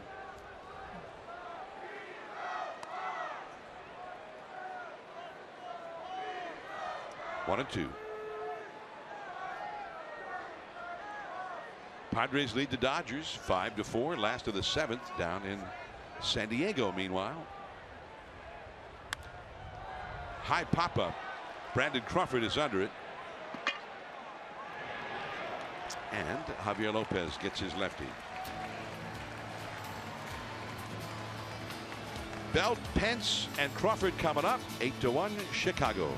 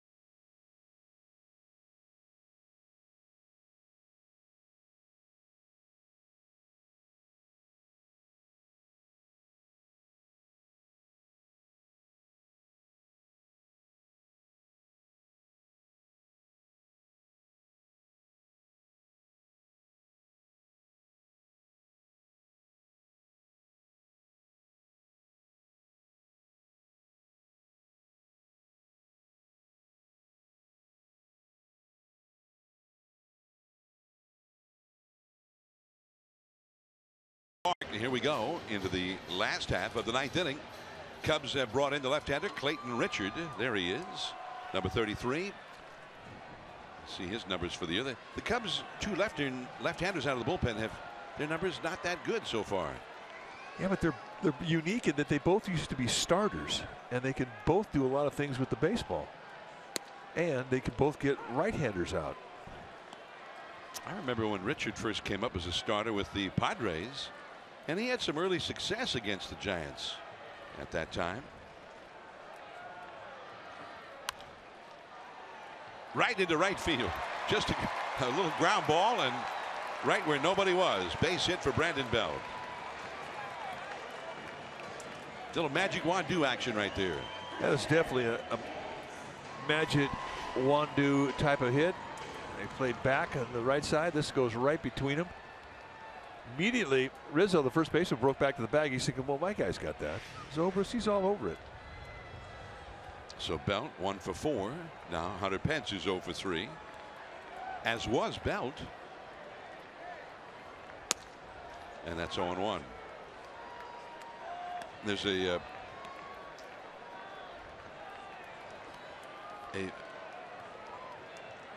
guess you'd call it an antonym for batting average on balls in play, called BABIP, BABIP. And there's a league average, and if a guy's hitting way above league average, well, probably his batting average is due to take a dive because he's had a lot of good luck. If it's way below the league average, probably the opposite. Well, that is all for Hunter Pence, and that's an 0 for 4 night for him. One away, Brandon Crawford will come up. Well, I got tired of hearing BABIP, and Dwayne Kuiper was using Magic Wandu, so I said, well, I want them to incorporate that, get rid of BABIP, and call it the Magic Wandu. His Magic Wandu number is very high, or his Magic Wandu number is very low. I want the stats guys to put it in the baseball prospectus or the fan graphs and whatnot. And we said, Magic Wandu, it's better than BABIP. And we laughed. A woman who was an artist, a graphics artist, and she made T-shirts for all of us and said, had a picture of the Magic Wandu. She made an image of one and said, the Magic Wandu, it's better than BABIP. Much better than BABIP. batting average, balls in play. Well, I understand BABIP, but Magic Wand-Do is so much cooler. And everybody would know what the Magic Wand-Do is. Use it. It's fun. Yeah. BABIP is not that fun. No, nor is VORP. There's some modern statistics that they just don't sound appealing. Pop up. And Soler. So Crawford is 0 for 3 tonight with a walk. And now the Giants will use Trevor Brown as a pinch hitter for Connor Gillespie. I'm all about the Magic Wand-Do. I think you make an excellent point, and I would definitely sign that petition. And by the way, are we spelling it W-A-N-D-O-O or D-U? Well, I like the O-O. O-O it is. Brown to third, and Baez throws him out. The Cubs take the first one, the 8th consecutive win for